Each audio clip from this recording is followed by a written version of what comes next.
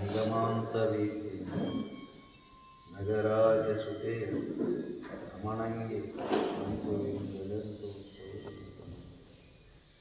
ಶರ್ವಂಗೆ ಸರ್ವಜ್ಞ ಸರ್ವೇಶ ಸರ್ವಶಕ್ತಿತ್ವ ಬಹುದಾರ ಬಲದಿ ಸರ್ವಮಂಗಲೇ ಶಿವನಿತನಾದ ಭಾವವನ್ನು ವಿವರಿಸದೆ ವಚನದಲ್ಲಿ ಶಿವಯೋಗ ಸ್ಥಳದಿ ನಡೆದು ಶಿವಸ್ವರೂಪವನ್ನು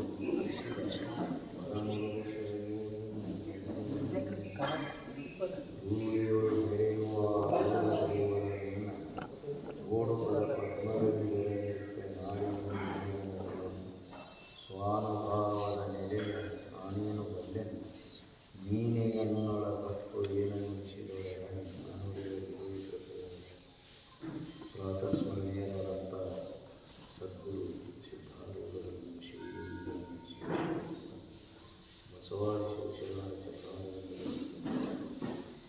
ಈ ನಾಡಿನಲ್ಲಿ ತತ್ವವನ್ನು ಬೋಧಿಸಿ ಹುತಾತ್ಮರನ್ನಾಗಿ ಮಾಡಿದಂಥ ಪೂಜ್ಯ ಬಸವಾದವರ ಹಿರಿದಾವರನ್ನು ತಿಳಿಸಿಕೊಂಡು ಮಾತನಾಡುವ ದೇವರಲ್ಲಿ ಖ್ಯಾತರಾದಂಥ ಮಾನವಾನಂದ ಪ್ರಭುಜಿಯವರ ಹಿರಿದಾವರನ್ನು ತಿಳಿಸಿಕೊಂಡು ಈ ಶ್ರಾವಣ ಮಾಸದ ಪುಣ್ಯಪ್ರದ ಈ ಬ್ರಾಹ್ಮಿ ಮುಹೂರ್ತದಲ್ಲಿ ತತ್ವಚಿಂತನೆಯಲ್ಲಿ ಪಾಲ್ಗೊಂಡಂಥ ಎಲ್ಲ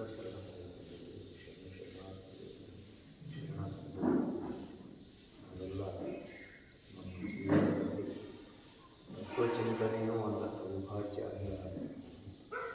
ಅದರಿಂದ ನಮ್ಮ ಜೀವನದ ಎಷ್ಟೋ ನಮ್ಮ ಮಕ್ಕಳಾಗಲಿ ನಮ್ಮ ಕುಟುಂಬ ಆಗಲಿ ನಮ್ಮ ಪರಿಸರ ಆಗಲಿ ಎಷ್ಟೋ ಏಳಿಗೆಯನ್ನು ಮಾಡಿದೆ. ಅದಕ್ಕಾಗಿ ನಾವೆಲ್ಲ ಒಂದು ತಿಂಗಳು ಮೀಸಲಿಟ್ಟಂಗೆ ನಾವು ಆ ತತ್ವಚಿಂತನೆಯಲ್ಲಿ ಪಾಲ್ಗೊಳ್ಳಬೇಕು.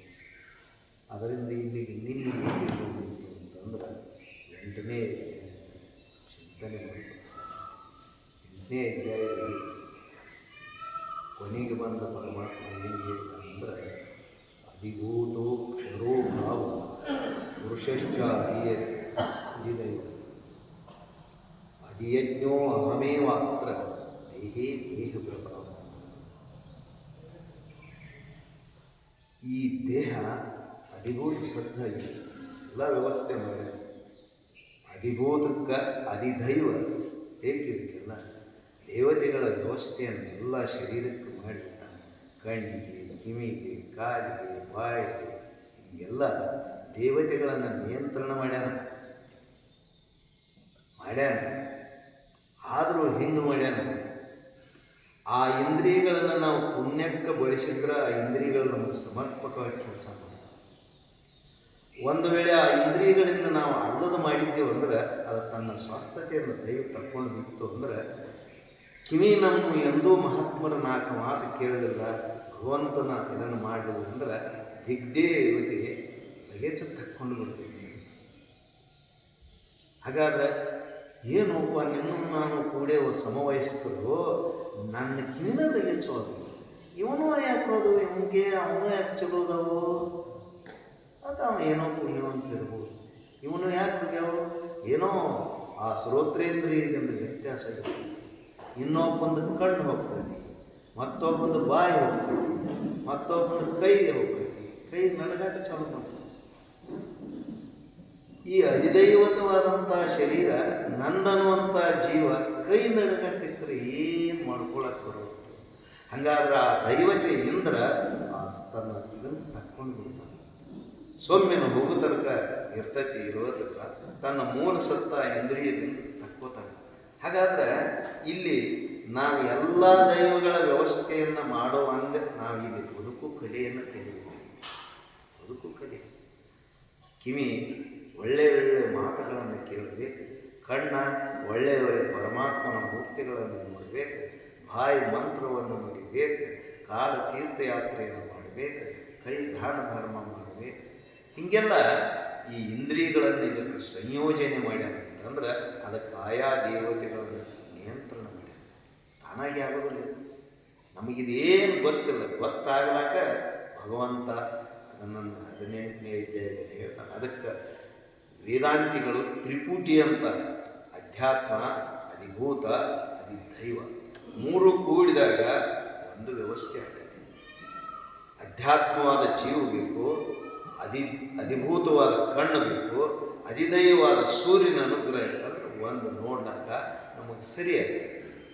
ಅಧ್ಯಾತ್ಮವಾದ ಕಿವಿ ಬೇಕು, ಅದಕ್ಕೆ ಅಧಿದೈವತವಾದ ದಿಗ್ದೇವತೆ ಬೇಕು, ಶಬ್ದ ಸರಿಯಾಗಿದ್ದಂಥ ಅಧಿಭೂತ, ಮೂರು ಕೂಡ ಶಬ್ದ ಸಮರ್ಪಕವಾಗಿ ಕೇಳ್ತೈತಿ. ಹಾಗಾದ್ರೆ ಅವೆಲ್ಲ ಬರ್ಬರ್ತ ಲಗೇಜ್ ಯಾಕೆ ನಮ್ಮನ್ನು ಕೈ ಬಿಟ್ಬಿಟ್ಟು ಹೋಗ್ತಾವ ಅಂತಂದ್ರೆ ನಾವು ಅಷ್ಟಾಷ್ಟು ಪುಣ್ಯ ಸಂಪಾದನೆ ಮಾಡಿದ್ರು.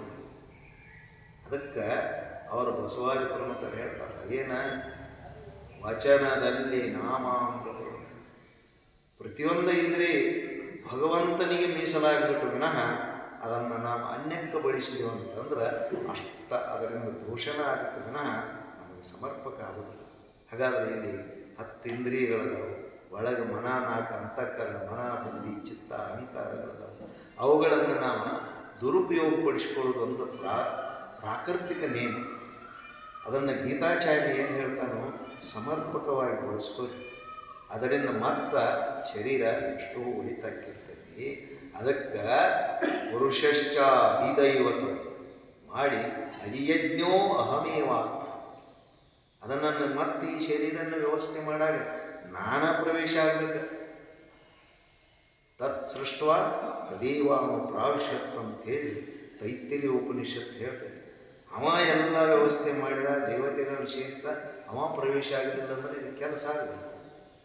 ಹಾಗಾದ್ರೆ ನಾವು ಪ್ರವೇಶ ಆದವ ಅವ ಬೇರೆ, ನಾ ಜೀವ ಬೇರೆ ಅಂತ ಅಜ್ಞಾನ ದೃಷ್ಟಿಯಿಂದ ತಿಂತೀವಿ. ಅವನೇನಿಲ್ಲ, ಮೂಲ ಅದನ್ನು ತಿಳಿಸ್ಬೇಕಾಗಿತ್ತು ಅಂತಂದ್ರೆ ಅದಕ್ಕೆ ಜ್ಞಾನ ಅಂತ, ತಿಳಿಲಿಲ್ಲ ಅಂದ್ರೆ ಅದಕ್ಕೆ ಸಹಾಯಕವಾದಂಥ ಧ್ಯಾನ ಮಾಡೋದಕ್ಕೆ ಈಗ ನಾವೆಲ್ಲ ಚಿಂತನೆ ಮಾಡಕತ್ತೀವಿ. ಅದಕ್ಕೆ ಪುರುಷಶ್ಚ ಅಧಿಯಜ್ಞೋ ಅಹಮೇವಾತ್ರ ದೇಹೇ ದೇಹಭೃತ ಅಂತ ಅರ್ಜುನನಿಗೆ ಪರಮಾತ್ಮ ಸಂಬೋಧನೆ ಮಾಡ್ತಾರೆ. ಎಲ್ಲರೂ ದೇಹ ತೊಟ್ಟಾರಪ್ಪ, ಅವರಲ್ಲಿ ನೀ ದೇಹ ತೊಟ್ಟ ಪವಿತ್ರತೆಯನ್ನು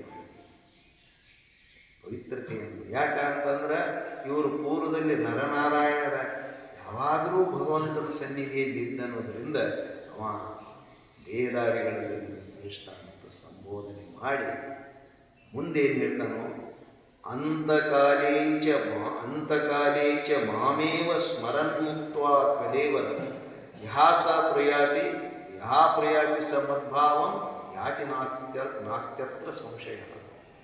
ಅಂತಕಾಲ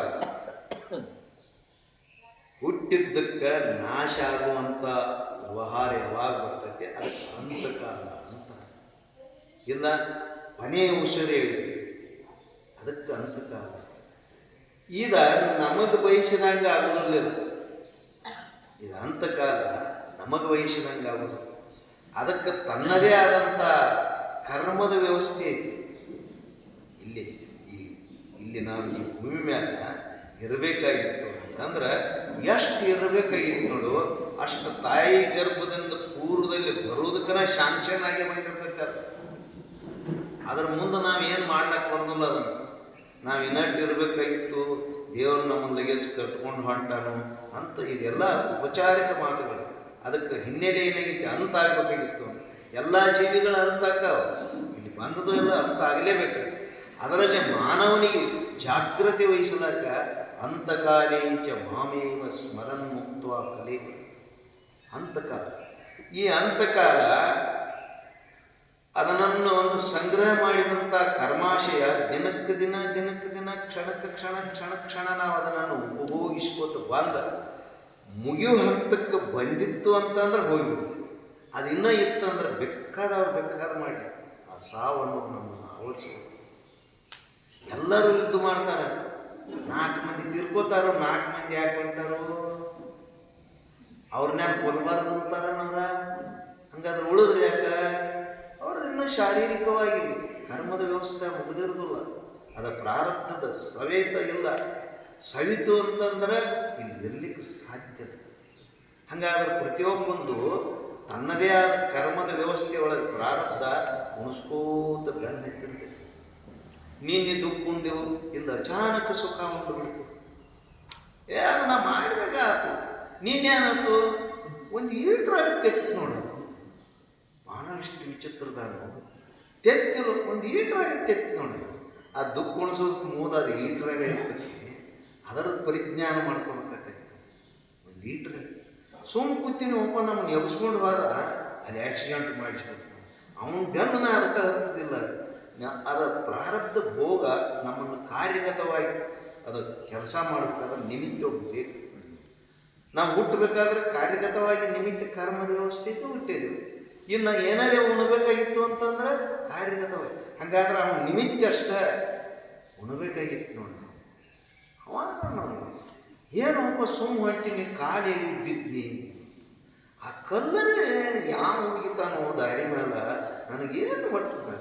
ಸಾವಿರಾರು ಕಲ್ಲು ಬಿದ್ದವ ಕರೆ ಇವನಿಗೆ ಆ ಕಲ್ಲಿನಿಂದ ಎದ್ದ ಕೇರಿನ ಮೊಳಕಾಲು ನೋಡ್ಕೊಂಡು ಅವ್ರು ವೇದನೆ ಯಾಕ ದುಃಖ ಕಾಲಕ್ಕೆ ನಮ್ಮನ್ನು ಉಣಿಸಲೇ. ಇಲ್ಲಿ ಬಂದ ಮೇಲತ್ತ ಬರೇ ದುಃಖನೂ ಉಣೋದಿಲ್ಲ, ನಾವು ಸುಖನೂ ಉಣ್ತಾನ ಇರ್ತೀವಿ. ಆದರೂ ಮಾನವನಲ್ಲಿ ಸುಖ ನಾವು ಮಾಡ್ಕೊಳ್ತಾನೋ ದುಃಖ ದೇವರು ತಂದುಕೊಂಡಿರ್ತಾನೆ. ಹಿಂಗೆ ಕಲ್ಪನೆ ಬರೋದಕ್ಕೆ ದುರ್ಬುದ್ಧಿ ಅದ. ಹಾಗಾದ್ರೆ ಸುಖನೂ ದುಃಖನೂ ಪ್ರಾರಬ್ಧದ ಫಲ ಉಣ್ಕೋ ಅದು ಕ್ಷಯ ಆಯ್ತು ಅವಾಗ ಅಂತಕಾಲ. ಹಾಗಾದ್ರೆ ಈಗ ನಿನಗೇನು ಹೇಳ್ಬೇಕಾಗೈತಿ? ಅಂತಕಾಲ ಯುದ್ಧ ಆಡಕತ್ತೈತಿ ಅಂದ್ರೆ ಯಾವಾಗ ಏನಾಗ್ತೈತಿ ಹೇಳಕ್ಕೆ ಅಂತಕಾಲೀಚ ಮಾಮೇವ ಸ್ಮರನ್, ನನ್ನನ್ನು ಅನುಚಿಂತನೆ ಮಾಡು, ನನ್ನನ್ನು ಅನುಚಿಂತನೆ ಮಾಡು. ಯಾಕ ಮಾಮೇವ ಸ್ಮರನ್ ಮುಕ್ತ ಕಲೇವ, ಈ ಶರೀರನ ಬಿಟ್ಟು ಶರೀರವನ್ನು ಬಿಟ್ಟರೆ ಏನಕತಿ ಅಂತಂದಾದ್ರೆ ಅದಕ್ಕೆ ಒಳ್ಳೆತನ ಶರೀರ. ಅಂತಕಾಲೀಚ ಮಾಮೇವ ಸ್ಮರನ್ ಮುಕ್ತ ಕಲೇವರ ಯಹ ಪ್ರಯಾತಿ ಸ ಮದ್ಭಾವ ಯಾತಿ ನಾಸ್ತ್ಯತ್ರ ಸಂಶಯ. ನಾವು ಎಲ್ಲ ಥರದಿಂದ ಶರೀರ ಸರಿಯಾಗಿ ಕೆಲಸ ಮಾಡೋಕ್ಕೆ ಶಿವಾಯ ಮಾಡ್ತೀವಿ, ಆಗಬಾರ್ದು. ಎಷ್ಟೋ ಮರಣ ಜೀವಿಗಳನ್ನು ನಾವು ನೋಡಿದಾಗ ಅವರು ದೈನಂದಿನಿಕ ತಮ್ಮ ಜೀವನದಲ್ಲಿ ಭಗವತ್ ಚಿಂತನೆ ಅನ್ನೋದು ಸದಾಕಾಲದ ಮಾಡಿದ ಮಂದಿ. ಆದರೂ ಆ ವ್ಯಕ್ತಿ ಬರುವುದು ಏನೋ ಮರಣ ವೇದನೆ ಹೆಚ್ಚಿರ್ತೈತಿ, ಇಲ್ಲ ನಮ್ಮ ಚಿತ್ತದಲ್ಲಿ ಯಾವುದೋ ವಾಸನೆಗಳು ಬಂದು ಬರ್ತವೆ. ವಾಸನೆಗಳು ಬರೋಂಗಿಲ್ಲ ಹೇಳ್ತಾನೆ ಮಕ್ಕಳು, ಇನ್ನೆಲ್ಲರ ಚಲೋ ಮಾಡಿಪ್ಪ, ಅವ್ರು ಚಲೋ ಆದಾರ ಮರ ನೀ ಚಲುವಾಗಿ ಹೋಗ. ಆದರೂ ಹಿಂಗೆ ಹೇಳ್ತಾನೆ, ಹೇಳಿದ ಪ್ರಾಣ ಬಿಟ್ಟ ಶಿವಾಯಮ್ಮ ಅನ್ನೋದು ಅಲ್ಲಿ ನಿಂತು ಬಿಡ್ತದೆ. ಎಷ್ಟೋ ಜೀವಿಗಳನ್ನು ನೋಡು ಮಾಡ್ತಾರೆ, ಹಾಗೆ ಬರೋದಿಲ್ಲ. ಹಂಗಾದ್ರೆ ಆ ಕಾಲಕ್ಕೆ ನನ್ನನ್ನು ನೆನೆ. ಅಂತಕಾಲೀಚ ಮಾಮೇವ ಸ್ಮರನ್ ಚಿಂತಿ. ಹಂಗಾದ್ರೆ ಆಗ ಬರಬೇಕಾಗಿತ್ತಂದ್ರೆ ಈಗ ಎಡೆಬಿಡದೆ ನಾವು ಅದನ್ನು ಚಿಂತನೆ ಮಾಡಬೇಕು. ಆಗ ಬರಬೇಕಲ್ಲ. ಮರಣ ಕಾಲದಲ್ಲಿ ನಿರ್ಭೀತಿ ಅನ್ನೋದು ನಮ್ಮಲ್ಲಿ ಸಜ್ಜಾಗಬೇಕಾಗಿತ್ತು. ನಿರ್ಭೀತಿ, ಭಗವತ್ ಚಿಂತನೆ, ನಾಮಾಮೃತವನ್ನು ಎಷ್ಟು ನಾವು ಆ ಹೊತ್ತಿಗೆ ಇಲ್ಲಿಗೆ ಅಭ್ಯಾಸ ದೃಢೀಕರಣ ಮಾಡಿದ್ದೀವಿ ಅಂದ್ರೆ ಆ ಹೊತ್ತಿಗೆ ಬಂದದ್ದು. ಅದರ ಪುಣ್ಯಾತಿಶಯದಿಂದ ಶರೀರನೂ ಜೀವ ತಟ್ಟನ ಬಿಡಬಹುದು. ಇರಲೇ ಇಲ್ಲ ಅಂತಂದ್ರೆ ಏನೇನೋ ಮಾಡಿ ನೆಲ ಹಿಡಿದು ಏನೋ ಮಾಡಿ ಏನು ಅಸಹ್ಯ. ಮರಣ ಅಂತಂದ್ರೆ ಏನ್ರಿ ಅತೀವ ದುಃಖ ಆದಂಥ ವಿಷಯ. ತಟ್ಟನವಾದಂದ್ರೆ ಅವನಂತ ಪುಣ್ಯವಂತರು ಯಾರು? ಹಾಗಾದ್ರೆ ಬಾಧೆ ನಾವ್ಯಾಕೆ ಹೋಗೋದು ಅಂತಂದ್ರೆ ನಮ್ಮ ಪ್ರಾರಬ್ಧನ ಬೇರೆ, ಅವನ ಪ್ರಾರಬ್ಧನ ಬೇರೆ. ಅವ ಭಗವತ್ ಚಿಂತನೆ ಮಾಡ್ಯಾನ, ಏನೋ ಅದಕ್ಕೆ ಸಹಾಯ ಮಾಡ್ಯಾನ ಭಗವಂತ. ಹೋಗುದೈತೆ ಅಂತಂದ್ರೆ ಹಂಗೆ ಹೋಗೋದು ಬೇಕಾಗಿತ್ತು. ಹೆಂಗೆ ಶರೀರ ಯಾವ ಇದರಿಂದ ಭಗವತ್ ಚಿಂತನೆ ಮಾಡಿ ದಾಟಬೇಕು. ಹಂಗಾದ್ರೆ ನೀನು ಹಿಂಗೆ ಮಾಡಿ ದಾಟ. ಅರ್ಜುನನಿಗೆ ಹೇಳ್ತಾನೆ, ಅಂತಕಾಲೀಚ ಮಾಮೇವ ಸ್ಮರನ್ ಮುಕ್ತ ಕಲೇವರ ಯಹ ಪ್ರಯಾತಿ ಸಮದ್ಭಾವ. ಹಿಟ್ಟ ಅಂತಂದ್ರೆ ಆ ಭಾವದಿಂದ ನನ್ನ ಬಂಧಿಸಿ. ಇದನ್ನ ಹೇಗೆ ಹೇಳ್ತೀನಿ? ನಾವು ಸತ್ತಂತ ಅವನ ಹೋಗಿ ಶಾಂತಿ ಸೇರ್ತಾನಂದ್ರೆ ಈಗಿನ ದೈನಂದಿನಿಕ ಚಟುವಟಿಕೆಗಳು ಹೇಳ್ತಾವ. ನಮಗೆ ಸಂಸಾರಿಕ ವಾಸನೆಗಳ ಬಲಿಷ್ಠ ಆಗ್ಯಾವ. ಅವು ಎದ್ದು ಬಂದು ನಮ್ಮನ್ನು ಸಂಸಾರ ಮಾಡಕ್ಕೆ ಹಚ್ಚಾವೋ ಯಾರು ಮಾತ್ಯಾರ ಮಾಡಕ್ಕೆ ಹಚ್ಚಾವ. ದೈನಂದಿನಿಕ ಚಟುವಟಿಕೆಗಳು ಅವ ಜನ್ಮ ಜನ್ಮಾಂತರದ ವಾಸನೆಗಳಾಗಲಿ ಈಗಿನ ಹುಟ್ಟಿದಾರದ್ದು ಹಿಡಿದ ವಾಸನೆಗಳಾಗಲಿ ಅವು ಎದ್ದು ತಲೆಯಾಗಿ ಬಂದು ಅಂದ್ರೆ ಅದರಾಗ ನಮ್ಮ ಚಟುವಟಿಕೆ ಆಗ್ತೈತಿ. ಮತ್ತು ಈಗ ಹೆಂಗೆ ನಿನ್ನೆ ವಾಸನೆಯಿಂದ ಎದ್ದು ಬಂದಾಗ ಚಟುವಟಿಕೆ ಮಾಡಿದ್ರೆ ಇನ್ನು ಸಾಯುವಾಗ ಅದ ವಾಸನೆ ಎದ್ದು ಬಂತಂತಂದ್ರೆ ಹಂಗೆ ವ್ಯವಹಾರ ಆಗ್ತೈತಿ. ಹಂಗಾದ್ರೆ ಜಾಗೃತ ಆಗಬೇಕು. ನಾವೇನಾಗಬೇಕು? ಜಾಗೃತ ಆಗಬೇಕು. ಯಾವಾಗ ಏನಾಗ್ತೈತಿ ಹೇಳಕ್ಕ ಶರೀರದಿಂದ ಇರ್ತೈತಿ, ನೀನ ಬಳಸಿದಿ, ಹೋಗೋದ ನಿನಗೆ ಗೊತ್ತಿಲ್ಲ ಯಾವಾಗ ಹೋಗ್ಬೇಕು. ಹಾಗಾದ್ರೆ ಯಾವಾಗ ಯಾಕೆ ಹೋಗೋತಕ್ಕ ಭಗವತ್ ಚಿಂತನೆ ಅನ್ನುವಂಥದ್ದು ಒಂದು ಪರಮೌಷಧಿ ನಮ್ಮ ಹತ್ತಿರ ಇದ್ದರೆ ಮರಣ ವೇದನೆ ನಮಗೆ ಯಾಕೆ ಆಗ್ತೈತಿ? ಹಂಗಾದ್ರೆ ಅಂತಕಾಲೀಚ ಮಾಮೇವ ಸ್ಮರನ್ ಮುಕ್ತ ಕಲೇವರ ಯಾ ಪ್ರಯಾತಿ ಸ ಮದ್ಭಾವಂ ಯಾತಿ ನಾಸ್ತ್ಯತ್ರ ಸಂಶಯ. ಅವನು ನನ್ನನ್ನು ಬಾಂಧ ಸೇರ್ತಾನೋ ಇಲ್ಲ, ಹಿಂಗೆ ಸಂಶಯ ಇಲ್ಲ, ನಿಶ್ಚಯವಾಗಿ ನನ್ನ ಬಾಂಧ ಸೇರ್ತಾನೆ ಅಂತ ಭಗವಂತ ಹೇಳ್ತಾನೆ.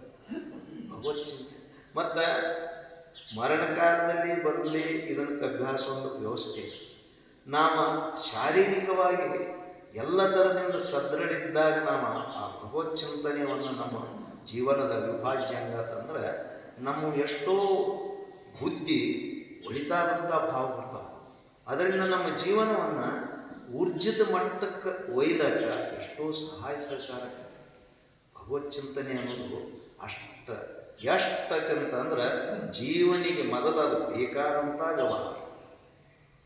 ಜೀವನಿಗೆ ಅದನ್ನು ಮೊದಲು ಬೇಕಾದಂಥ ಸದ್ಗುರು ರಾಮಕೃಷ್ಣ ಪರಮಹಂಸರು ಅವರೊಂದು ದೃಷ್ಟಾಂತ ಕೊಡ್ತಾರೆ ತಮ್ಮ ಅನುಭವ. ಮನ್ನಿ ಹೇಳಿರ್ಬೋದು, ಮತ್ತು ನಾ ಹೇಳೋದೇನು ಹೊಸದಲ್ಲ, ಎಲ್ಲ ಹೇಳಿ ನೀವು ಕೇಳೋದು ಆದರೆ ಹೇಳಾಗಿ ನಾವು ಯಾತ್ರಾರ್ಥಿಗಳಾಗಿ ಬಾದೀವಿ ಅಂತಂದ್ರೆ ನಮ್ಮ ಸರಂಜಾಮ ಎಲ್ಲ ಇದದ ಸಾಮಾನುಗಳದಾವ, ಹಾಸಿಗೆ ಬದಿಕೆ ಏನೋ ಊಟದ ವ್ಯವಸ್ಥೆ ಅದು ಎಲ್ಲೇನೇ ಒಂದು ಕೋಲೆ ಮಾಡಿ ನಾವು ಇಡಬೇಕದನ್ನು ಇಟ್ಟ ನಾವು ಕಾಶಿ ಒಳಗೆ ಎಲ್ಲೆಲ್ಲಿ ತಿರುಗಾಡಿ ವಿಶ್ವನಾಥನ ದರ್ಶನ ಮತ್ತು ಎಲ್ಲೆಲ್ಲಿ ತಿರುಗಾಡ್ಬೇಕು. ಅದನ್ನು ಹೊತ್ಕೊಂಡು ತಿರುಗಾಡ್ತಾನಂತಂದ್ರೆ ಚಿತ್ರ. ಹಂಗಾದ್ರೆ ಒಂದು ಜಾಗ ಮಾಡಿ ಅಲ್ಲಿಟ್ಟು ತಿರುಗಾಡಿ ಬಂದು ಅಲ್ಲಿ ಮನ್ಕೊಂಡು ನಮ್ಮ ತೀರ್ಥಯಾತ್ರೆ ಮುಗಿಸ್ಕೊಂಡು ಸರಳಿಸ್ಕೊಂಡು ಬರ್ಬೋದು. ಇದೊಂದು ಹಾಗೆ ಹೊತ್ಕೊಂಡು ತಿರುಗಾಡ್ತಾನಂತಂದ್ರೆ ಹೊತ್ಕೊಂಡು ತಿರುಗಾಡೋದು ಮನಗುದೇಲಿ ದಾರಿ ಮ್ಯಾಲ ಮನೆಗೆ ಅದಾರಲ್ಲ ಬೇರೆದವ್ರು. ನಾವು ಭಗವಂತಗ ಪುಣ್ಯ ತೆಗಿತೀವಿ, ಅವ್ರು ತಗೊಳ್ಳೋರ ಸಾಕ್ಷಿ ಕೊಡ್ಕೊ ಅಂತ ಕೊಡ್ತಾರೆ. ಅವರು ಅದಾರ, ಅವ್ರಿಗೆ ಭಗವಂತ ಸಾಕ್ಷಿ ಕೊಡ್ತಿರ್ತಾನೆ. ಹಾಗಾದ್ರೆ ಹೇಗೆ ಒಂದು ಆಶ್ರಯವನ್ನು ಮೊದಲ ನಿಗದಿಪಡಿಸಿ ಇಟ್ಟು ತೀರ್ಥಕ್ಕೆ ಒಳಗೆಲ್ಲ ನೋಡ್ತೀವಿ. ಹಾಗಾದ್ರೆ ಇಲ್ಲಿ ಯಾತ್ರಾರ್ಥಿಗಳಾಗಿ ಬಂದಿದ್ದೀವಿ ಅಂದ್ರೆ ಇಲ್ಲಿ ಮೊದಲು ಒಂದು ಸ್ಥಾನ ಭದ್ರತೆಯನ್ನು ಮಾಡೋದು ಅದು ಯಾವುದಂದ್ರೆ ಭಗವತ್ ಚಿಂತನೆ ಅಂತಾರೆ. ಭಗವಂತನ ಚಿಂತನೆ ಅನ್ನುವಂಥ ಸ್ಥಾನ ಭದ್ರಾತು ಈ ಸಂಸಾರ ಮಾಡಿ ಈ ಶರೀರ ಬಿಡುವವರಿಗೆ ಏನೇನು ಮಾಡ ಅದಕ್ಕೇನು ಬಾಧೆ ಇಲ್ಲದಂಗೆ. ಅದಕ್ಕಾಗಿ ನಾ ಹೋಗಿ ಭಗವಂತನ ಚಿಂತನೆ ಮಾಡೀನಿ, ಹೊಕ್ಕನೋ ಎಲ್ಲೋ ಅಂತ ಭಾವನೆ ಇಲ್ಲ, ನಿಶ್ಚಯವಾಗಿ ಹೋಗ್ತದೆ. ಯಾ ಪ್ರಯಾತಿ ಅದಾವಾಗಿ ಹೋಗಿದ್ದು ಸಂಶಯ. ನನ್ನ ಮಾಡಿದವನು ಹಿಂಗಾತು, ಇನ್ನುಳಿದವನಂತಂದ್ರೆ ಯಂ ವಾಪಿ ಸ್ಮರನ್ ಭಾವಿ ತ್ಯಜಂತ್ಯಂತೆ ಕಲೇವರಂ ತಮೇವ ಇತಿ ಕೌಂತೆಯ ಸದಾ ತದ್ಭಾವ ಭಾವಿತಂ. ಯಂ ವಾಪಿ ಸ್ಮರನ್ ಭಾವಿ. ನಮ್ಮ ಚಿತ್ತ ಸಂಸಾರಿಕವಾದ ಮೂರೊಂದು ಮೋಹದಿಂದ ಚಿಂತನೆ ಮಾಡ್ತಿದ್ದಂದ್ರೆ ಸಾಯುವ ಹೊತ್ತಿನಾಗ ಅದ ಬಂದ. ಭಾಗವತದ ಏಕಾದಶ ಸ್ಕಂದದಲ್ಲಿ ದೃಷ್ಟಾಂತ ಕೊಟ್ಟರು. ಅವ ಭರತ ರಾಜ ಗುರುಗಳನ್ನು ಕೇಳ್ತಾನೆ, ಗುರುಗಳೇ ಇನ್ನು ಇದರಿಂದ ನನಗೆ ಯಾವಾಗ ಸುಖ, ಏನು ನನಗೆ ಗಾಢಾಗಿತ್ತು ಅಂದ್ರೆ ವಿರಕ್ತಿ ತೊಟ್ಟುಕೊಂಡು ಬಿಟ್ಟು. ಹಾಗಾದ್ರೆ ಅವನ್ನೆಲ್ಲ ಬಿಟ್ಟ ಒಂದು ಕಾಡಿನಲ್ಲಿ ಒಂದು ಆಶ್ರಮ ಕಟ್ಟಿಕೊಂಡು ಕೆರಿಂದ ತನ್ನ ದಿನನಿತ್ಯ ಚರ್ಯಗಳನ್ನು ಮಾಡ್ತಾ ಇದ್ದಂಥ ಒಬ್ಬ ಋಷಿ. ಹಾಗಾದ್ರೆ ಅವ ದಿನ ಹೋಗಿರಿಂದ ನದಿಯಲ್ಲಿ ಸ್ನಾನ ಮಾಡಿ ಬಂದ ಎಲ್ಲ ಪೂಜಾ ಪುನಸ್ಕಾರ ವಗೈರೆ ಮಾಡಿಕೊಂಡು ಗೆಡ್ಡೆಗಳ ಸಗಳನ್ನು ತಿಂದು ನನ್ನ ಬದುಕು ಸಾಗಿಸೋ ಮ್ಯಾಗ ಒಂದು ದಿನ ಏನಾಯ್ತು ಅಂತಂದ್ರೆ ತುಂಬು ಗರ್ಭಿಣಿಯಾದಂಥ ಜಿಂಕೆ ಅದು ಮೇಲಾಕೊಂಡು ಹಿಂದ ಚಿರತೆ ಅದನ್ನು ಅಟ್ಟಿಸಿಕೊಂಡು ಬಂದಂಗೆ ಇನ್ನು ನನ್ನ ಇದು ಮಾಡ್ತೈತೆ ಅಂತ ಹೇಳಿ ಆ ಹಳ್ಳ ಜಿಗಿಬೇಕಂತ ಹೇಳಿ ಜಿಂಕೆ ಜಿಗಿಲಕ್ಕ ಪ್ರಾಣ ಬಯಸ್ತದ ಏನು ನೋಡೇನು ಜಿಗಿತ್ತ ಜಿಗಿತು. ಅವಾಗ ಇವರು ಬಂದು ನೋಡ್ತಿದ್ರ ದೃಶ್ಯವನ್ನು ಜಿಗದಗಳಿಗೆ ಅದ ಇದು ಚಿರತೆ ಹಿಂದೆ ಸರ್ ಹೋತು ಒಳಗಿದ್ದ ಮರಿಗಳೆಲ್ಲ ಹೊರಗೆ ಬಂದು ಇದರಿಂದ ಜಿಂಕೆಯ ಮರಿಗಳು ಯಾರಿದ್ರು ಹೊರಗೆ ಬಂದು ಅವ ಒದರಾಕಿದ್ದು ಇದು ಗತಪ್ರಾಣ ತಾಯಿ ಗತಪ್ರಾಣ ಹೋಗಿ ಬಿದ್ದಿತ್ತು. ಅಲ್ಲಿದ್ದಂಥ ಋಷಿಗಳಿದ್ದೆಲ್ಲ ಭರತರು ಬಂದು ನೋಡ್ತಾರೆ ತಗೋತಾರೆ. ಅನಾಥವಾದಂಥ ಈ ಮಗುವನ್ನು ಜಿಂಕೆಯ ಮಗುವನ್ನು ತೊಗೊಂಡು ಹೋಗ್ಬೇಕಂತೇಳಿ ಹೋಗಿ ಸಾಕಿದ್ರು. ಎಷ್ಟು ಸಾಕಿರಂದ್ರೆ ಅದನ್ನು ತನ್ನ ಮಗನಿಗಿಂತಲೂ ಪ್ರೇಮ ಮಾಡಿ ಊಟ ಮಾಡಿಸ್ಯಾನ, ಜಳಕ ಮಾಡಿಸ್ಯಾನ. ಎಲ್ಲಿ ತಿರುಗಾಡಕ್ಕೆ ಮಾಡ್ತಾರೆ ಅದನ್ನು ತೊಗೊಂಡ ತಿರುಗಾಡೋದು, ಮನೆಗಿರು ತನ್ನ ಹಾಸಿಗೆ ಇಷ್ಟೊಂದು ಅನ್ಯೋನ್ಯವಾಗಿ ಪ್ರೇಮ. ತಾನು ಮುಕ್ತನಾಗಕ್ಕೆ ಬಂದಾಗ ಅದರ ಮ್ಯಾಲೆ ಅಷ್ಟು ಪ್ರೇಮ ಇಟ್ಟಾಗ ಏನಾಯ್ತು ಅಂತಂದ್ರೆ ಅದು ಬೆಳೆದು ದ್ವಾಡದಾಗ ನಮಗೆ ಏನಾಯ್ತು, ನಾನು ಎಲ್ಲೋ ಸ್ವಾತಂತ್ರ್ಯದಿಂದ ಹೋಗಿಬಿಟ್ಟಾಗ ಅದೊಂದು 18 ವರ್ಷ ಆ ಚಿಗರಿಯೊಡನೆ ವ್ಯವಹಾರ ಮಾಡಿದಂಥ ಆ ವಾಸನೆ ದೃಢೀಕರಣ ಆಗಿತ್ತು. ಇವರು ಅದಾಗ ಶರೀರ ಬಿಟ್ಟುಬಿಟ್ಟು ಯಾರು ಋಷಿಗಳು ಶರೀರ ಯಾವ ಕಾಲಕ್ಕೆ ಬಿಟ್ಟರು ಅಂತಂದ್ರೆ ಆ ಜಿಂಕೆ ಮೋಹ ತಲೆಯಾಗ್ಯವಾಗ ಗೊತ್ತು ಬಿಟ್ಟರು. ಮುಂದೆ 3 ಜನ್ಮ ಜಿಂಕೆದ ತೊಟ್ಟು ಗೊತ್ತು. ನೀನು ಹೋಗಿ ನೋಡಿದ? ನಾನು ನೋಡಿಲ್ಲ, ಅರ್ಧ ಹೇಳ್ಬೇಕು. ನೋಡಿ ಬಂದು ಯಾರು ಹೇಳೋರು ಹಿಂದಿನ ಇತಿಹಾಸ.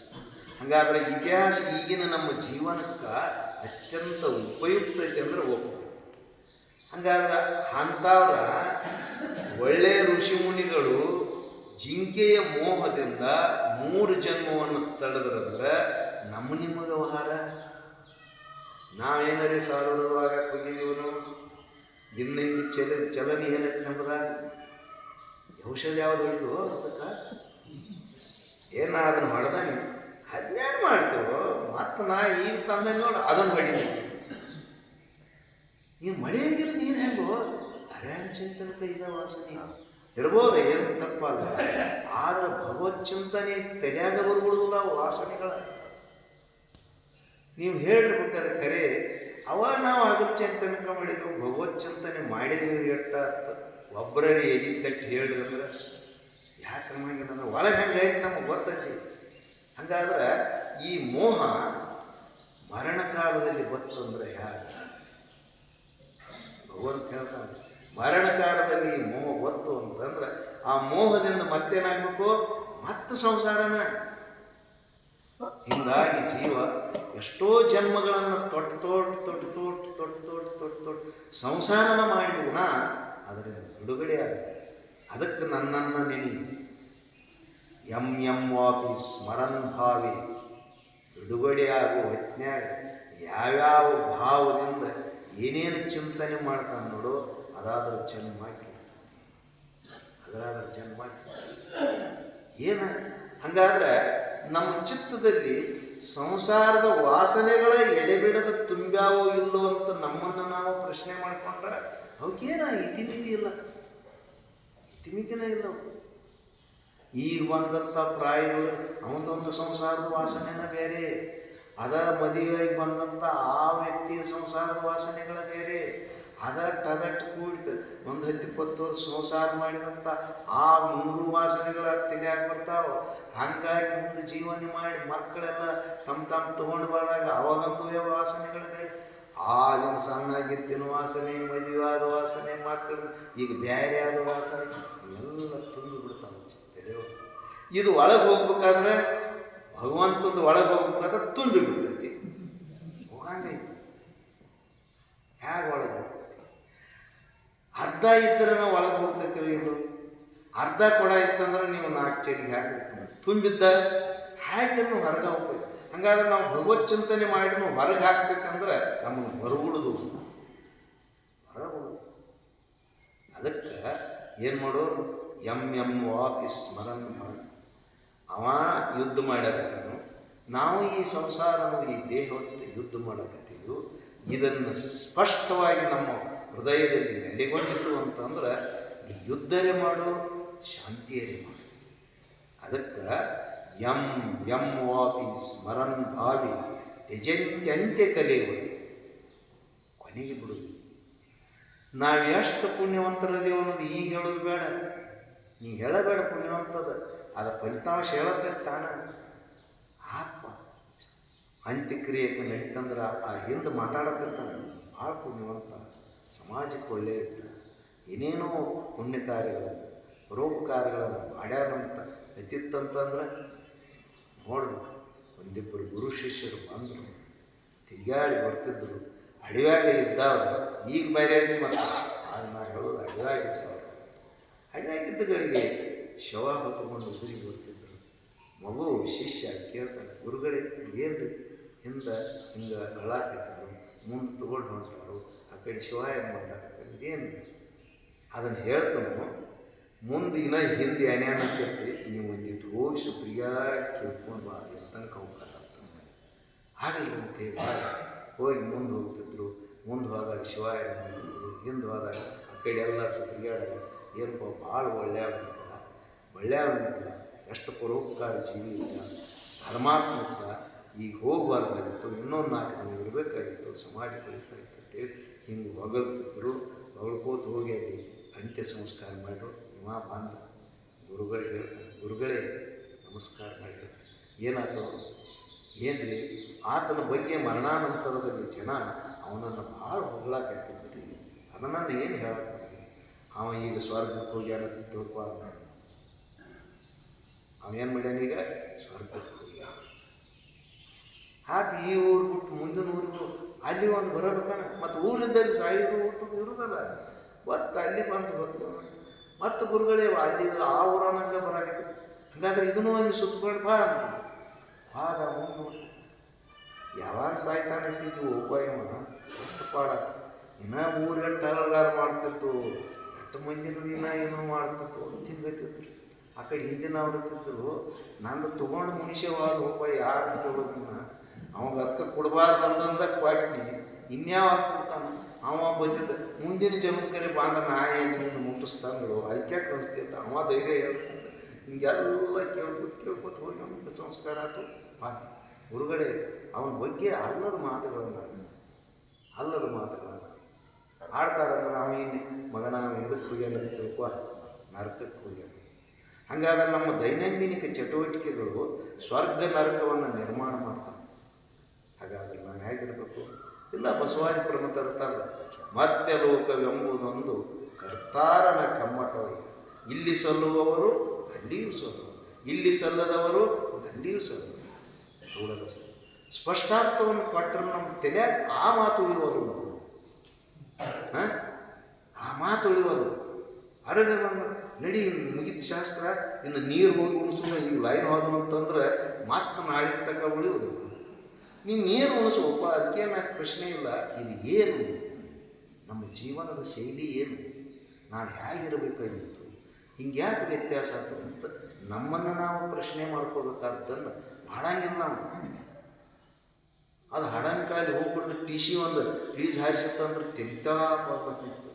ನಾ ಶಿವಾಯಮ್ಮ ಅದಕ್ಕೆ ಅನ್ನೋದು ಒಬ್ಬ ಹಿಂಗೆ ನಮಗೆ ತೆಗ್ತಾ ಭಾಳ ಮಾಡಿರ್ತೈತದ ಮಂತ್ರ ಕೆಲಸ ಚಲೋ ಮಾಡೋದು ಹಿಂಗೆ ಎತ್ತಿಕರಿನಿ. ನಾ ಶಿವಾಯಮ್ಮ ಅನ್ನಕ್ಕೆ ಬಂದೈತೆ ಅಂದ್ರೆ ಟಿಶಿ ನಮ್ಮದು ಇದನ್ನು ಉಳಿಬೇಕು ಅಂದ್ರೆ ನಾ ಅದನ್ನು ಏನು ವಿಚಿತ್ರ ಜೀವನ ಶೈಲಿ. ಹಾಗಾದ್ರೆ ಯಂ ವಾಪಿ ಸ್ಮರನ್ ಭಾವಿ ಯಜಂತ್ಯಂತೆ ಕರೆಯುವುದು ತಮೇವ ಇತಿ ಕವಂತಿ. ಯಾನೇನ ಹೆಂಗ್ಯಾಂಗ ವಾಸನೆಗಳು ಬರ್ತಾ ನೋಡು, ಸದಾ ತದ್ಭಾವಭಾವಿತ. ಅವತರಂಗ ಯಾವ ದೇವತೆಗಳನ್ನು ಮಾಡಿದ್ದಂದ್ರೆ ದೇವತೆಗಳನ್ನು ಮಾಡ್ತಾನೆ, ಯಾವ ಪಿಶಾಚಗಳನ್ನು ಮಾಡಿದ್ದರೆ ಉಪಾಸನೆ ಹಂಗೆ ಹೋಗ್ತಾನೆ, ಸಂಸಾರ ಮಾಡವ ಸಂಸಾರ ಹೋಗ್ತಾನೆ, ಮಾತ್ರ ನನ್ನನ್ನು ಚಿಂತನೆ ಮಾಡವ ಪರಮಾತ್ಮನಲ್ಲಿ ಹೋಗೋದು ಚಲೋ ಕೆಟ್ಟು, ಪರಮಾತ್ಮನ ಹತ್ರ ಹೋಗೋದು ಚಲೋ ಕೆಟ್ಟು. ಚಲೋ ಮತ್ತು ಹೋಗಕ್ಕೆ ಒಬ್ಬರು ಅಲ್ಲಿ ಅಲ್ಲೆಲ್ಲ ಅದಾಗತ್ತೆ ಅಲ್ಲ, ಏನು ನಾವು ಹೋಗ್ಬೇಕು. ಈಗ ಹಿಂದಿನ ನೋಡಿತ್ತು ಯಾನ ಪಂಚೆ ಹಚ್ಕೊಂಡಿದ್ದು ನೋಡು, ಇದೇ ಕೆಲಸ ಮಾಡ್ಬೋದು. ಪಾಂಚಂದು ಬಿಡುವುದು ಅವರು ಸ್ವಾಮಿ ವಿವೇಕಾನಂದ ಹೋಗಿ ಹೊಳೆ ಮುಂದೆ ನಿಂತೆ ಅಂದ್ರೆ ಥಂಡಿ ಹವಾ ಗಾಳಿ ಬಿಡಾಕೈತಿ. ಇದು ಗಾಳಿ ಎಲ್ಲ ಬಿಡೋಣ ನನ್ನ ಜಳಕ ಮಾಡ್ತೀನಿ ಅಂದ್ರೆ ನೀ ಎಂದೂ ಜಳಕ ಮಾಡ್ತೀನಿ ಅದ ಗಾಳಿಯಾಗ ನಮಗೆ ಮುನುಗುದೈತಿ ಮೈ ಒರೆಸ್ಕೊಂಡು ಅರಿವಿ ಹಾಕೊಂಡು ಸ್ವಚ್ಛ. ಹಂಗಾದ್ರೆ ಸಂಸಾರ ಆತಂಕ ಎಲ್ಲ ನಿಂತಾಗ ಶಿವಾಯ ಅಂದ ಅವಾಗ ನಾ ಎಲ್ಲ ಮಾಡ್ತೀನಿ ಅಂದ್ರೆ ನಿಂದ್ರಾಗ ಇಲ್ಲ. ನೀ ಯಾವಾಗ ಮಾಡಿ ನಿಂದ್ರಾಗಿಲ್ಲ. ಯಾಕಂದ್ರೆ ಕರ್ಮದ ವ್ಯವಸ್ಥೆ ಐತೆ ಅಂದ್ರೆ ಅದು ಒಂದಿಲ್ಲದ ಒಂದು ಕರ್ಮದ ಒಂದು ದೈನಂದಿನಿಕವಾಗಿ ನಮ್ಮನ್ನು ತಲೆಯಾಗಿ ಕೊಟ್ಟು ನಡೆಸ್ತಿರ್ತೈತಿ. ಅದಕ್ಕಾಗಿ ನಾವು ಏನು ಮಾಡಿ ಭಗವಂತ ಏನು ಹೇಳ್ತಾನೋ ನನ್ನನ್ನು ಚಿಂತನೆ ಮಾಡಿ. ತಸ್ಮಾತ್ ಸರ್ವೇಷು ಕಾಲೇಷು ಮಾಮನುಸ್ಮರ ಬುದ್ಧಚ ಮೈಯರ್ಪಿತ ಮನೋಬುದ್ಧಿರ್ ಮಾಮೇ ವೈಶ್ಯ ಅಸಂಶಯ. ತಸ್ಮಾತ್ ಸರ್ವೇಷು ಕಾಲೇಷು ಏನ ಮಾಡಿ ದೈನಂದಿನಿಕ ಚಟುವಟಿಕೆಗಳಿಗೂ ಭಗವತ್ ಚಿಂತನೆಗೂ ಏನು ಪ್ರತಿಬಂಧಿಕಲ್ಲ. ಅದನ್ನು ಮಾಡಂಗೆ ಮಾಡಿ. ಇಲ್ಲ ನೀ ದೈನಂದಿನಿಕ ಚಟುವಟಿಕೆ ಮಾಡ್ಕೊಳತ್ತೀನಿ, ಔಷಧ ಹೊಡಿತಿರ್ತಿ, ಅತಣಿಯಾಗಿ ಯಾರ್ದಾರೆ ಕಾರ್ಯಕ್ರಮ ಇರ್ತಂದ್ರೆ ಅದ್ನ್ಯಾಗ ತಲೆಯಾಗಿ ಇಟ್ಕೊಂಡು ಮತ್ತೆ ಈ ಕಡೆ ಕೆಲಸ ಮಾಡಕತ್ತಿಲ್ಲ ಅಂತ ಅದು ಬಂದ ಬಿಟ್ಟಿರ್ತೈತೆ. ಮತ್ತು ಇದನ್ನೇ ಕಡಿಮೆ ಮುಗಿಸೋದು ನೀವಲ್ಲ, ನಮ್ಮ ಕಡೆ ಮಂದಿ ಭಾಳ ನೀವೆಲ್ಲ ಭಾಳ. ಹಂಗಾದ್ರೆ ನಮ್ಮ ತಲೆಯೊಳಗೆ ಏನು ಬರ್ತೈತೆ ಅನ್ನೋದನ್ನು ನಾವು ಮೊದಲು ವಿಚಾರ ಮಾಡ್ತೀವಿ. ನಾವು ಕೆಲಸ ಮಾಡಾಗ ಏನು ತಲೆಯಾಗಿ ಬರ್ತೈತಿ, ನಾವು ಏನು ಇಟ್ಕೊಂಡು ಕೆಲಸ ಮಾಡಬೇಕು, ಅದರಿಂದ ನಮಗೇನು ಉತ್ತೇಜನ ಆಗ್ತೈತೆ ಅನ್ನೋದನ್ನು ನಾವು ಸಮರ್ಪಕವಾಗಿ ತಿಳಿದೀವಿ ಅಂತಂದ್ರೆ ನಮಗೆ ಜೀವನ ಸರಳೀಕರಣ, ಬೇಕಾದಂಥ ದುಃಖ ಬರಲಿಲ್ಲ. ಅದಕ್ಕೆ ಯಾವ ಮುಂಚಾದ ಅಷ್ಟು ನಮ್ಮಲ್ಲಿ ಧೃತಿ ತಂದು ಕೊಡೋದು ನಮ್ಮ ದುಡ್ಡ, ನಮ್ಮ ಬಂಗಾರ, ನಮ್ಮ ಬಳಗ ಅಲ್ಲ, ಭಗವಂತನ ಅಷ್ಟು ವ್ಯವಸ್ಥೆಯನ್ನು ತಂದು ಧೈರ್ಯನ ತಂದು ಕೊಡ್ತಾನೆ. ಅದಕ್ಕಾಗಿ ತಸ್ಮಾತ್ ಸರ್ವೇಷು ಕಾಲೇಷು, ಯಾವ ಕಾಲದಲ್ಲಿ ಅಲ್ಲಿ ಮಾಮನುಸ್ಮರ ಯುದ್ಧ ಚ ನನ್ನನ್ನು ನೆನಪಿಸಿಕೊಂಡು ಯುದ್ಧ ಮಾಡು. ಯುದ್ಧ ಮಾಡಾಗ ಏನಾಕೈತಿ, ಬಾಣ ಬಡ್ತಂದ್ರೆ ಸಾಯ್ತೈತಿ. ಸಾಯಾಗ ನನ್ನನ್ನು ನೆನೆಸಿದೆ ಅಂದ್ರೆ ಅಲ್ಲಿಗೆ ಹೋಗ್ಬೇಕು. ಹಂಗಾದ್ರೆ ಅವ ಯುದ್ಧ ಮಾಡಾಕತ್ತಾನೆ, ಒಬ್ಬ ನಾನೇನು ಸುಮ್ಮನೆ ನೋಡ್ಬೇಕು. ಒಬ್ಬರದ ಶಂಕರದ ಬರೆದು ಒಬ್ಬರದ ಅಲ್ಲ, ಇನ್ನುಳಿ ರಾಮಾನುಜ, ಮಧ್ವ, ಶ್ರೀಕಂಠ, ಇನ್ನೂ 15 ಭಾಷ್ಯನು ಬರ್ತವೆ, ವ್ಯಾಖ್ಯಾನ ಅಂತ ಸಾಕಷ್ಟು ಬರ್ತವೆ. ಇವರೆಲ್ಲರೂ ಏನೈತಿ, ಈ ಯುದ್ಧ ಅನ್ನೋದು ಅರ್ಜುನನಿಗೆ ಅಟ್ಟ ಸಂಬಂಧ ಇಲ್ಲ. ಪ್ರತಿಯೊಂದು ವ್ಯಕ್ತಿ ಆಂತರಿಕವಾಗಿ ಯುದ್ಧ ಮಾಡ್ಲಾಕತ್ತಾನೆ. ಆಂತರಿಕವಾಗಿ ಜೀವನದೊಡನೆ ಪ್ರಕೃತಿಯೊಡನೆ ಹೋರಾಡಲಾಕತ್ತಾನೆ. ಅದನ್ನು ಸರಿಸ್ಬೇಕಾತಂದ್ರೆ ಇದನ್ನು ನಾವು ಮಾಡಲೇಬೇಕಾಗ್ತದೆ. ಹಂಗಾದ್ರೆ ನಾವು ಯುದ್ಧ ಮಾಡಿಲ್ಲ ಅಂತ ಹೇಳಕ್ಕೆ ನಮ್ಮಲ್ಲಿ ದುರ್ಗುಣಗಳ ಸದ್ಗುಣಗಳು ಎಷ್ಟದಾವಂತಂದ್ರೆ ಎಲ್ಲಿ ಹೇಳಕ್ಕೆ 1-2 ದುರ್ಗುಣಗಳ ಮುಸುಕಿ ದುರ್ಗುಣವಿರದಂಥವ ಅಂತ ನೀವು ಹಾಕ್ತೀವಿ. ನಮ್ಮ ಹೃದಯದಲ್ಲಿ ದುರ್ಗುಣಗಳು ಎಷ್ಟು ಬಂದವು ಅಂತಂದ್ರೆ ಅದಕ್ಕೆ ಇತಿ ಇಲ್ಲ ಮಿತಿ ಇಲ್ಲ. ಅವು ಪ್ರಬಲ ಆಗಿದ್ದು ಅಂದ್ರೆ ಸದ್ಗುಣಗಳನ್ನು ನಾವು ಹೊರಬಿಡುದಿಲ್ಲ. ಹಂಗಾದ್ರೆ ಯಾವಾಗೂ ಯುದ್ಧ ಮಾಡ್ತೀನಿ ಅಂತಂದ್ರೆ, ಯಾವಾಗೂ ನೀ ಸಂಸಾರ ಮಾಡ್ತೀನಿ ಅಂತಂದ್ರೆ ಮಾಮನುಸ್ಮರ, ನನ್ನನ್ನು ಅನುಸರಿಸಿ. ಯಾಕ ಅದರಿಂದ ಎಷ್ಟೋ ಜೀವನದ ವ್ಯವಸ್ಥೆಗಳು ಸರಿಪಡಿಸ್ತೈತಿ. ಮೈಯರ್ಪಿತ ಮನೋಬುದ್ಧಿ, ಎಲ್ಲೆಲ್ಲ ಪ್ರಕರಣ ಗ್ರಂಥಗಳನ್ನು ಕಿತ್ತಾಕ ಬುದ್ಧಿ ಮನೋ ಅರ್ಪಿತ ಅಂದಿಲ್ಲ, ಎಲ್ಲಿ ಮನೋಬುದ್ಧಿ ಅಂತ. ಹಾಗಾದ್ರೆ ಮನ ಅನ್ನೋದು ಪ್ರತಿಯೊಂದು ವ್ಯಕ್ತಿಯಲ್ಲಿ ಪ್ರಬಲವಾದಂತಹ ಸಾಧನ. ಮನ ಇಂದು ನಾನು ಇದನ್ನು ಮಾಡಕತ್ತೀನಿ, ನೀವು ಎಲ್ಲ ಸಂಸಾರ ಮಾಡಕತ್ತೀರಿ, ಒಳಗೆ ಮನ ಹೇಳಿದಂಗೆ ಮಾಡಕತ್ತೀರಿ, ಏನು ನೀವು ಹೇಳಿದಂಗೆ ಮನ ಮಾಡಕತ್ತಿತ್ತು? ನಿಮ್ಮನ್ನ ನೀವು ಪ್ರಶ್ನೆ ಮಾಡ್ಬೋದು, ಹ್ಯಾಂಗೆ ಮಾಡಕತ್ತಿದ್ರು, ಮನ ಹ್ಯಾಂಗೆ ಹೇಳ್ತೈತಿ? ಹಂಗಾದ್ರೆ ಮನವನ್ನು ಮೀರಿ ಮಾಡುವಷ್ಟು ನಾವು ಪ್ರಬಲರಲ್ಲ. ಮನವನ್ನು ನಮ್ಮ ಹತೋಟಿಯಲ್ಲಿ ಇಟ್ಟುಕೊಂಡ ನಾವು ಪ್ರಪಂಚ ಅಷ್ಟು ನಾವು ಶೂರರಾದ. ಅವ ಏನಾಗ್ತದೆ, ಮೊದಲು ಮನ ನನಗೆ ಅರ್ಪಣೆ ಮಾಡ. ಅದನ್ನೇ ಯಾಕೆ ಅರ್ಪಣೆ ಮಾಡಂದ್ರೆ ಆ ಮನ ಎಷ್ಟು ವಿಚಿತ್ರ ಐತಿ. ಒಮ್ಮೆ ಅದನ್ನು ಹಿಡ್ದೈತಿ, ಇದನ್ನು ಹಿಡಿಯುವತ್ತದ. ಒಮ್ಮೆ ಸಂಸಾರ ಹಿಡ್ದೈತಿ, ಅದನ್ನು ಬಿಡಾಗಿಲ್ಲ, ಇದನ್ನು ಹಿಡಿಯಾಗಿಲ್ಲ. ಇದನ್ನು ಒಮ್ಮೆ ವಿಪರೀತ ಮಾಡಿ ಅದನ್ನು ಸರಿಸಿ ಇದನ್ನು ಸೇರಿಸ್ತು ಅಂದ್ರೆ ಅದನ್ನು ಹಿಡಿಯಾಗಿಲ್ಲ, ಇದನ್ನು ಬಿಡಾಗಿಲ್ಲ. ಹಿಂಗೈತಿ ವ್ಯವಸ್ಥೆ. ಮನ ಭಾಳ ವಿಚಿತ್ರತೆ ಒಳಗೆ ನೋಡ್ರಿ ನೀವು. ಮನ ಎಷ್ಟು ವಿಚಿತ್ರತೆ ಅಂದ್ರೆ ನೋಡಬೇಕು. ದೈನಂದಿನ ಜೀವನದ ಶೈಲಿ ವಯ್ಯಾಯ ಇರಬೇಕು. ಆತ ಹೆಣ್ಮಗ ವಯ್ಯಾಯ ಅಂತಂದ್ರೆ ವಯ್ಯಾದಕ್ಕಿನ್ನ ತೋರಿಸ್ಬೇಕು. ನಮ್ಮ ಮತ್ತೆ ಮುದುಕಿನದು ತೋರಿಸ್ತಾರೆ, ಹೋಗಿ ಕೊಡ್ತಾರೋ ಹಾಕ್ತಾರೆ, ಕೇಳ್ತಾರೆ ಈಗ ಏನು ನಿನ್ನ ಮನುಷ್ಯಗೆ ಬಂದೈತಲ್ಲ, ಸುಂದರದ ನೋಡ್ದ. ಹಂಗಾದ್ರೆ ಮನುಷ್ಯಗೆ ಬಂದ್ರೆ ಕೆಲಸ ಏನು, ಮನುಷ್ಯಗೆ ಬರೆದ್ರೆ ಕೆಲಸ. ಹಂಗಾದ್ರೆ ಎಷ್ಟು ಮನುಷ್ಯನಲ್ಲಿ ನಾವು ಆಳವಾಗಿ ಉರಿದೀವಿ ಅನ್ನೋ ದೃಷ್ಟಾಂತ. ಅದನ್ನೆಲ್ಲ ಮಾಡೇ ಬಂದಿದ್ದೀವಲ್ಲ ಅಂತಂದ್ರೆ ಒಪ್ಪತ್ತೇನೆ, ನಮಗೆ ಗೊತ್ತೈತೆ ಅದು ಮಾಡೇ ಬಂದಿದ್ದ. ಇಲ್ಲ ಸಾಹಿತ್ಯಕ್ಕೆ ಹೋಗಿದ್ದೀವಿ, ಏನೋ ಸಾಮಾನು ತೊಗೋಬೇಕಾಗಿಲ್ಲ, 120 ಕಿತ್ತಾಕೋದು. ಮನುಷ್ಯಗೆ ಯಾವಾಗ ಬರ್ತೈತೆ ನೋಡು. ಇಲ್ಲ ಯಾವುದೋ ಒಂದು ನಾವು ಪಶುವನ್ನು ದನ ಎಮ್ಮೆ ತೊಗೊಳಕ್ಕೆ ಹೋಗಿದ್ದೀವಿ, ಪ್ಯಾಟಿಯೆಲ್ಲ ಸುತ್ತಿಗೆ ಹೇಳ್ತು, ಯಾವ್ದು ಮನುಷ್ಯಗೆ ಬರ್ತೈತೆ ನೋಡು. ಹಾಗಾದ್ರೆ ನಮ್ಮ ಜೀವನದ ಶೈಲಿ ಮನೋ ಅನ್ನುವಂಥ ಈ ಕಾರ್ಯದ ಮೇಲೆ ಹೆಚ್ಚು ಅವಲಂಬನೆ ಐತಿ. ಮನ ಜಯಿಸೋದು ಅಷ್ಟೇನು ಸರಳೀಕರಣ. ಮನವ ಜಯಿಸಲರಿದು ಜಯಿಸದೆ ಘನ ಸುಖ ಅಳವಡದು ಅಂತ ಮಾಲೀಕರಿಂದ. ಹಂಗಾದ್ರೆ ಈ ಮನ ನನಗೆ ಅರ್ಪಣೆ ಮಾಡಿ ಪ್ರಾಥಮಿಕ ಹಂತದಾಗ ಅವನಿಗೆ ಅರ್ಪಣೆ ಮಾಡಬೇಕಂತ ನಾವು ಅಂದೀವಿ ಅಂದ್ರೂ ಗಬಕ್ಕನ ಸಂಸಾರದ ವಾಸನೆಗಳು ಬಂದ ಅದನ್ನು ಮುರಿದ ಬಿಡ್ತಾವ. ಹಂಗಾದ್ರೆ ಬಿಡದೆ ಇಂದು ಹಂಗೆ ಮಾಡಲಿ ನಾಳೆ ಮತ್ತೆ ಅದನ್ನು ಅನ್ಸು, ನಾಡ್ದಟ್ಟು ಅನ್ಕೋತ ಏನು ಮಾಡ್ಬೇಕಾಗೈತಿ, ಮನಸ್ಸಿಗೆ ಅದನ್ನು ಪ್ರವೇಶ ಮಾಡಬೇಕು. ಮತ್ತು ಮನಸ್ಸಲ್ಲ ಬುದ್ಧಿ ಯಾಕೆ ಅನ್ಬೇಕು ಅಂತಂದ್ರೆ ಮನಸ್ಸನ್ನು ಪ್ರೇರಣೆ ಮಾಡಲಾಕ ಅದು ಬರೋಬ್ಬರಿ ನಡೆಯುತ್ತೋ, ಬುದ್ಧಿ ಹಿಂದೆ ಚಾಲನೆ ಮಾಡ್ತೋ. ಔಷಧಿ ಇದನ್ನು ತಗೋಬೇಕಂತ ಮನಸ್ಸು ಅಲ್ಲಿ ಹೋಗಿ ನೋಡ್ತು, ತುಗ ಚಲೋ ಐತತ್ತು, ಬುದ್ಧಿ ಹತ್ತು ಸ್ವಂತ. ಬರೇ ಮನುಷ್ಯನಲ್ಲ ಇಲ್ಲ, ಅದು ಹಿಂದೆ ಬುದ್ಧಿ. ಮತ್ತೊಂದು ಏನಾಗಬೇಕೈತಿ, ನಾವು ನಮ್ಮ ಜೀವನದ ಶೈಲಿ ಒಳಗೆ ಬುದ್ಧಿ ಮುಂದೆ ಮಾಡಬೇಕಾಗೈತಿ. ನಮ್ಮ ಜೀವನದ ಶೈಲಿ ಒಳಗೆ ಬುದ್ಧಿ ಮುಂದಾಗ ಮನ ಹಿಂದಾಗ. ಪ್ರಾಕೃತಿಕವಾಗಿ ಹೆಂಗೈತಿ, ಮನ ಮುಂದೈತಿ, ಬುದ್ಧಿ ಹಿಂದೈತಿ. ಆ ಮನ ಮುಂದೆ ಮಾಡಿದಂಥ ವ್ಯಕ್ತಿ ಏನೇನೋ ಮಾಡಕತ್ತಾನ, ದೊಡ್ಡ ಮಾಡಕತ್ತಾನ. ಗೊತ್ತಾಕತ್ತೆ ದೊಡ್ಡ ಅಂದ್ರೆ ಎಲ್ಲೋ ಕುಡಿದು ಎಲ್ಲೋ ಬೀಳುವುದು, ಕುಟುಂಬನ ಹಾಳು ಮಾಡೋದು, ಹಿಂದೆ ಮಕ್ಕಳ ಹೆಂಡತಿ ಎಷ್ಟೋ ಕುಟುಂಬದ ಸಂತಾಪಗಳನ್ನು. ಇವ ಹಿಂಗೆ ವ್ಯಕ್ತಿ ಭಾಳ ಒಳ್ಳೆಯ. ಹಿಂಗೆ ಯಾಕಾದಂದ್ರೆ ಮನ ಮಾಡಕ್ಕೆ ಅವ ಎಲ್ಲ ಒಳ್ಳೆಯ.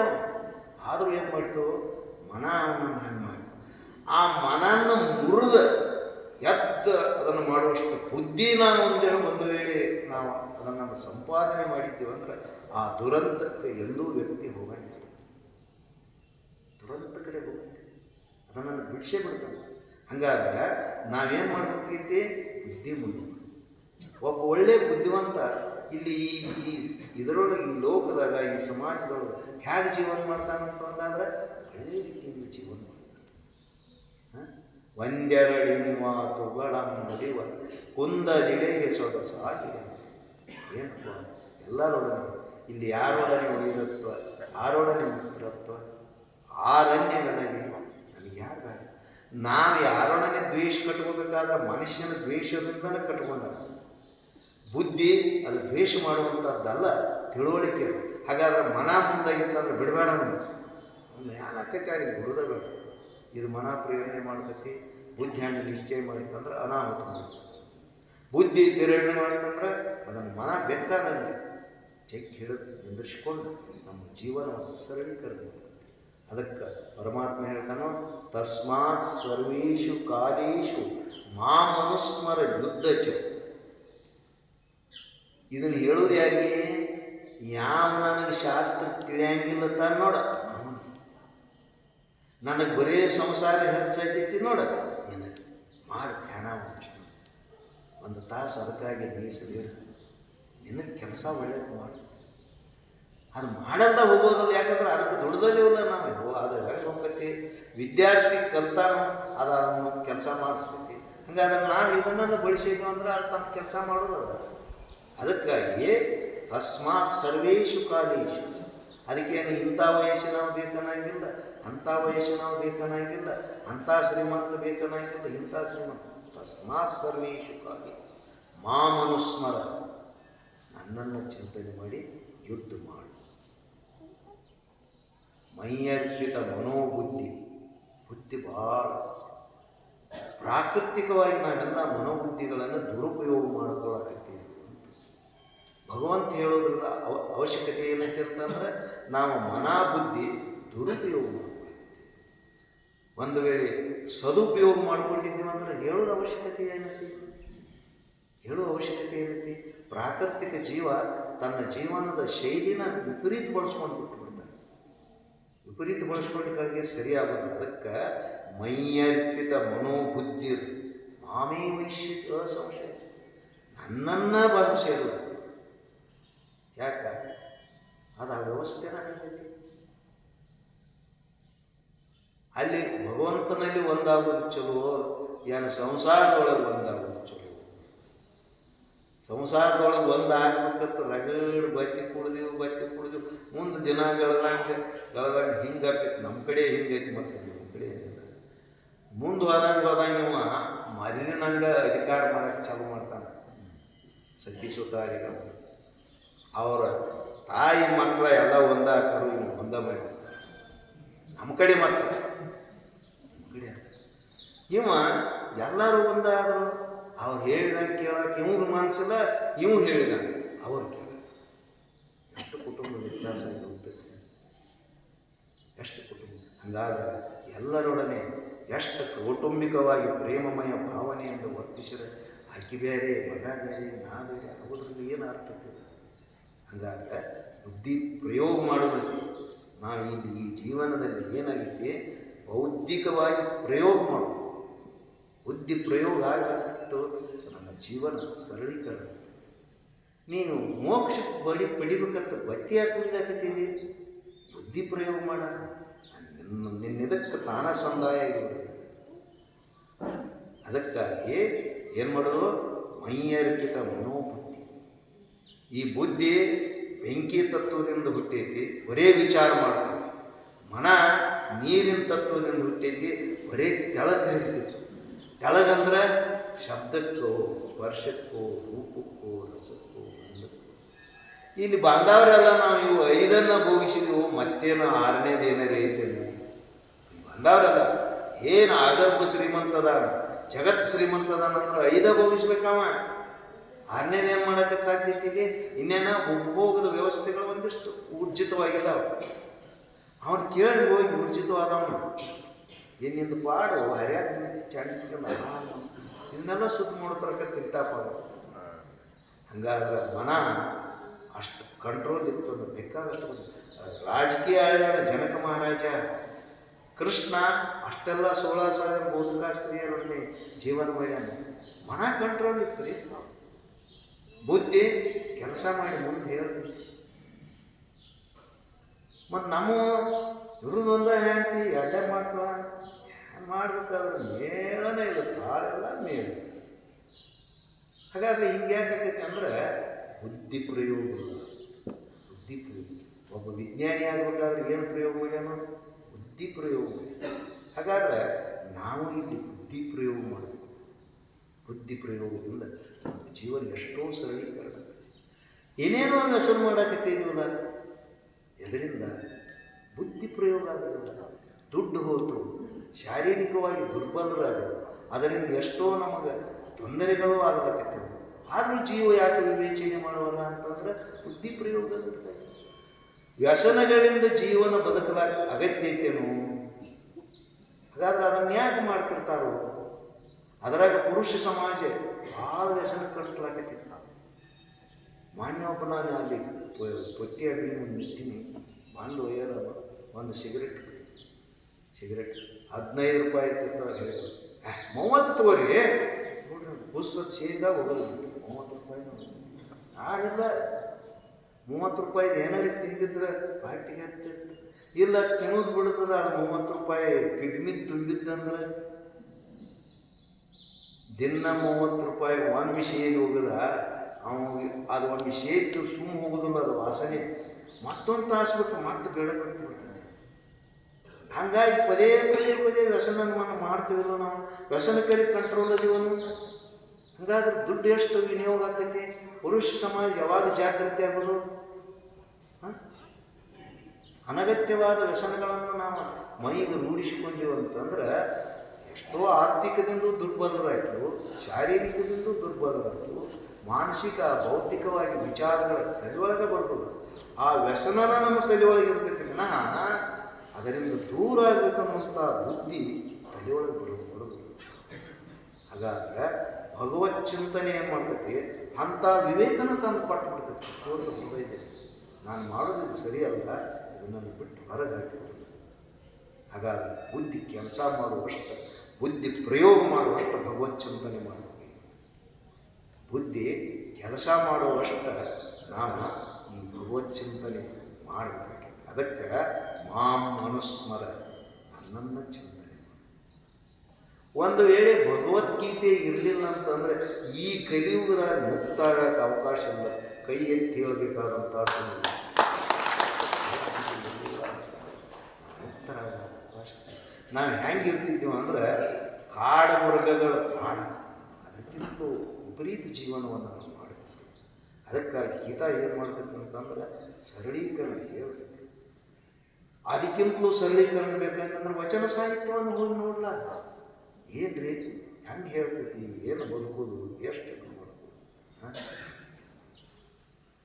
ಶರಣರಲ್ಲಿ ನೋಡ್ಬೇಕು ನಾವು ಆಚಾರದಿಂದ ಎಷ್ಟು ದೂರದೀವಿ ಅಂತಂದ್ರೆ ಲಿಂಗ ಭೋಗೋಪಭೋಗಿಗಳಾಗ ಲಿಂಗನ ಕಟ್ಕೊಂಡಿದ್ದೆವು, ಅದಕ್ಕೆ ನಾವು ಭೋಗವನ್ನು ಮಾಡಿ ನೀನು ಏನು ಊಟ ಮಾಡ್ತೀವಿ ಅದನ್ನ ಲಿಂಗಕ್ಕೆ ಸಮರ್ಪಣೆ ಮಾಡಿ. ನೀನೊಂದು ಊಟ ಮಾಡೋದು ಲಿಂಗಕ್ಕೆ ಎಲ್ಲೇರು ಒಂದಿಟ್ಟು ಎಲ್ಲ ಹೇಳಿದ್ರು ಇಲ್ಲ ಹಿಂಗೆ ನಮ್ಮದು ಆಯ್ತು.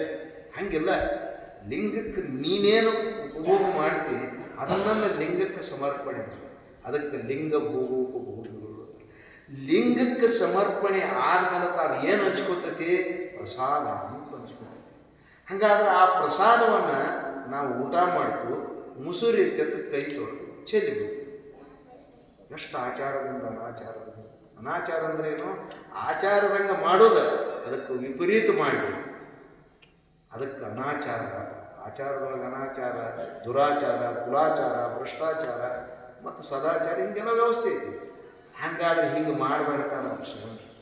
ನೀನು ಒಮ್ಮೆ ಲಿಂಗಕ್ಕೆ ಸಮರ್ಪಣೆ ಮಾಡಿದ್ದೆ ಅಂತಂದ್ರೆ ಅದು ಪ್ರಸಾದ ಅಂತಂದ್ರೆ ಅದರಾಗ ಊಟ ಮಾಡು, ಮತ್ತು ಅದರಲ್ಲಿ ಎಲ್ಲ ಇದನ್ನು ಮಾಡಿ ಒಂದು ಅಗಲಾಗಲಾಗದಂಗೆ ನೀನು ಉಪಭೋಗ ಮಾಡಬೇಕು.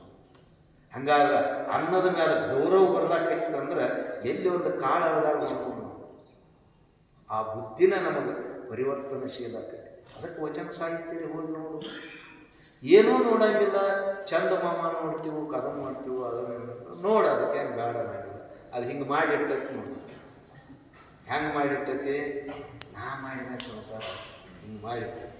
ಅದಕ್ಕಾಗಿ ನನ್ನನ್ನು ಸೇರ್ಬೇಕಾಗಿದ್ರೆ ಮೈಯರ್ಪಿತ ಮನೋಬುದ್ಧಿ ಅವನಿಗಾಗಿನ ಅರ್ಪಣೆ. ಅವರ ಅಕ್ಕನವರನ್ನು ಪರಮಾತ್ಮನಿಗೆ ಹೆಂಗೆ ಅರ್ಪಿಸದಂತಂದ್ರೆ, ಅಯ್ಯ ನೀ ನೋಡಿದರೆ ನೋಡು, ನೋಡದಿದ್ದರೆ ಮಾಡು, ನಾನಿನ್ನ ಪೂಜಿಸದಲ್ಲದೆ ಸೈರಿಷ. ಅಯ್ಯ ನೀ ಕೇಳಿದೊಡೆ ಕೇಳು, ಕೇಳದಿದ್ದೊಡೆ ಮಾಡು, ನಾನಿನ್ನ ನೆನೆದಲ್ಲದೆ ಸೈರಿಸನು. ಅಕ್ಕನವ್ರು ತಮ್ಮ ವಚನದಲ್ಲಿ ಹೇಳ್ತಾರೆ, ಲಿಂಗ ಪೂಜೆ ಮಾಡೋ ಯಾರು ಮಾಡ್ತೀವಿ ಬಿಡ, ಅವ್ಯಾರು ನಿನ್ನ ನೋಡ್ತಾನಂದ್ರೆ ಅವ್ನು ನೋಡ್ಲೇಬೇಕಾದ್ರೆ ಬಿಡ್ಲಿ, ನಾ ಮಾಡೋ ಕರ್ತವ್ಯ ಏನಂತ ನೋಡ. ಅಷ್ಟು ಸಮರ್ಪಕ. ಹಿಂಗೆ ನಮ್ಮ ಭಾವನೆಗಳಲ್ಲಿ ಒಂದು ವೇಳೆ ಸ್ಪಂದನೆ ಆತಂತಂದ್ರೆ, ಬುದ್ಧಿ ಪ್ರಯೋಗ ಆತಂತಂದ್ರೆ ನಾವಿರುವುದ್ರಿಂದ ಸ್ವರ್ಗ ಅಲ್ಲ ಕೈಲಾಸನ ಇಲ್ಲಿ ಬರ್ಬೋದು. ಆದ್ರೆ ನಾವು ಆ ಥರ ಮಾಡಂಗಿಲ್ಲ.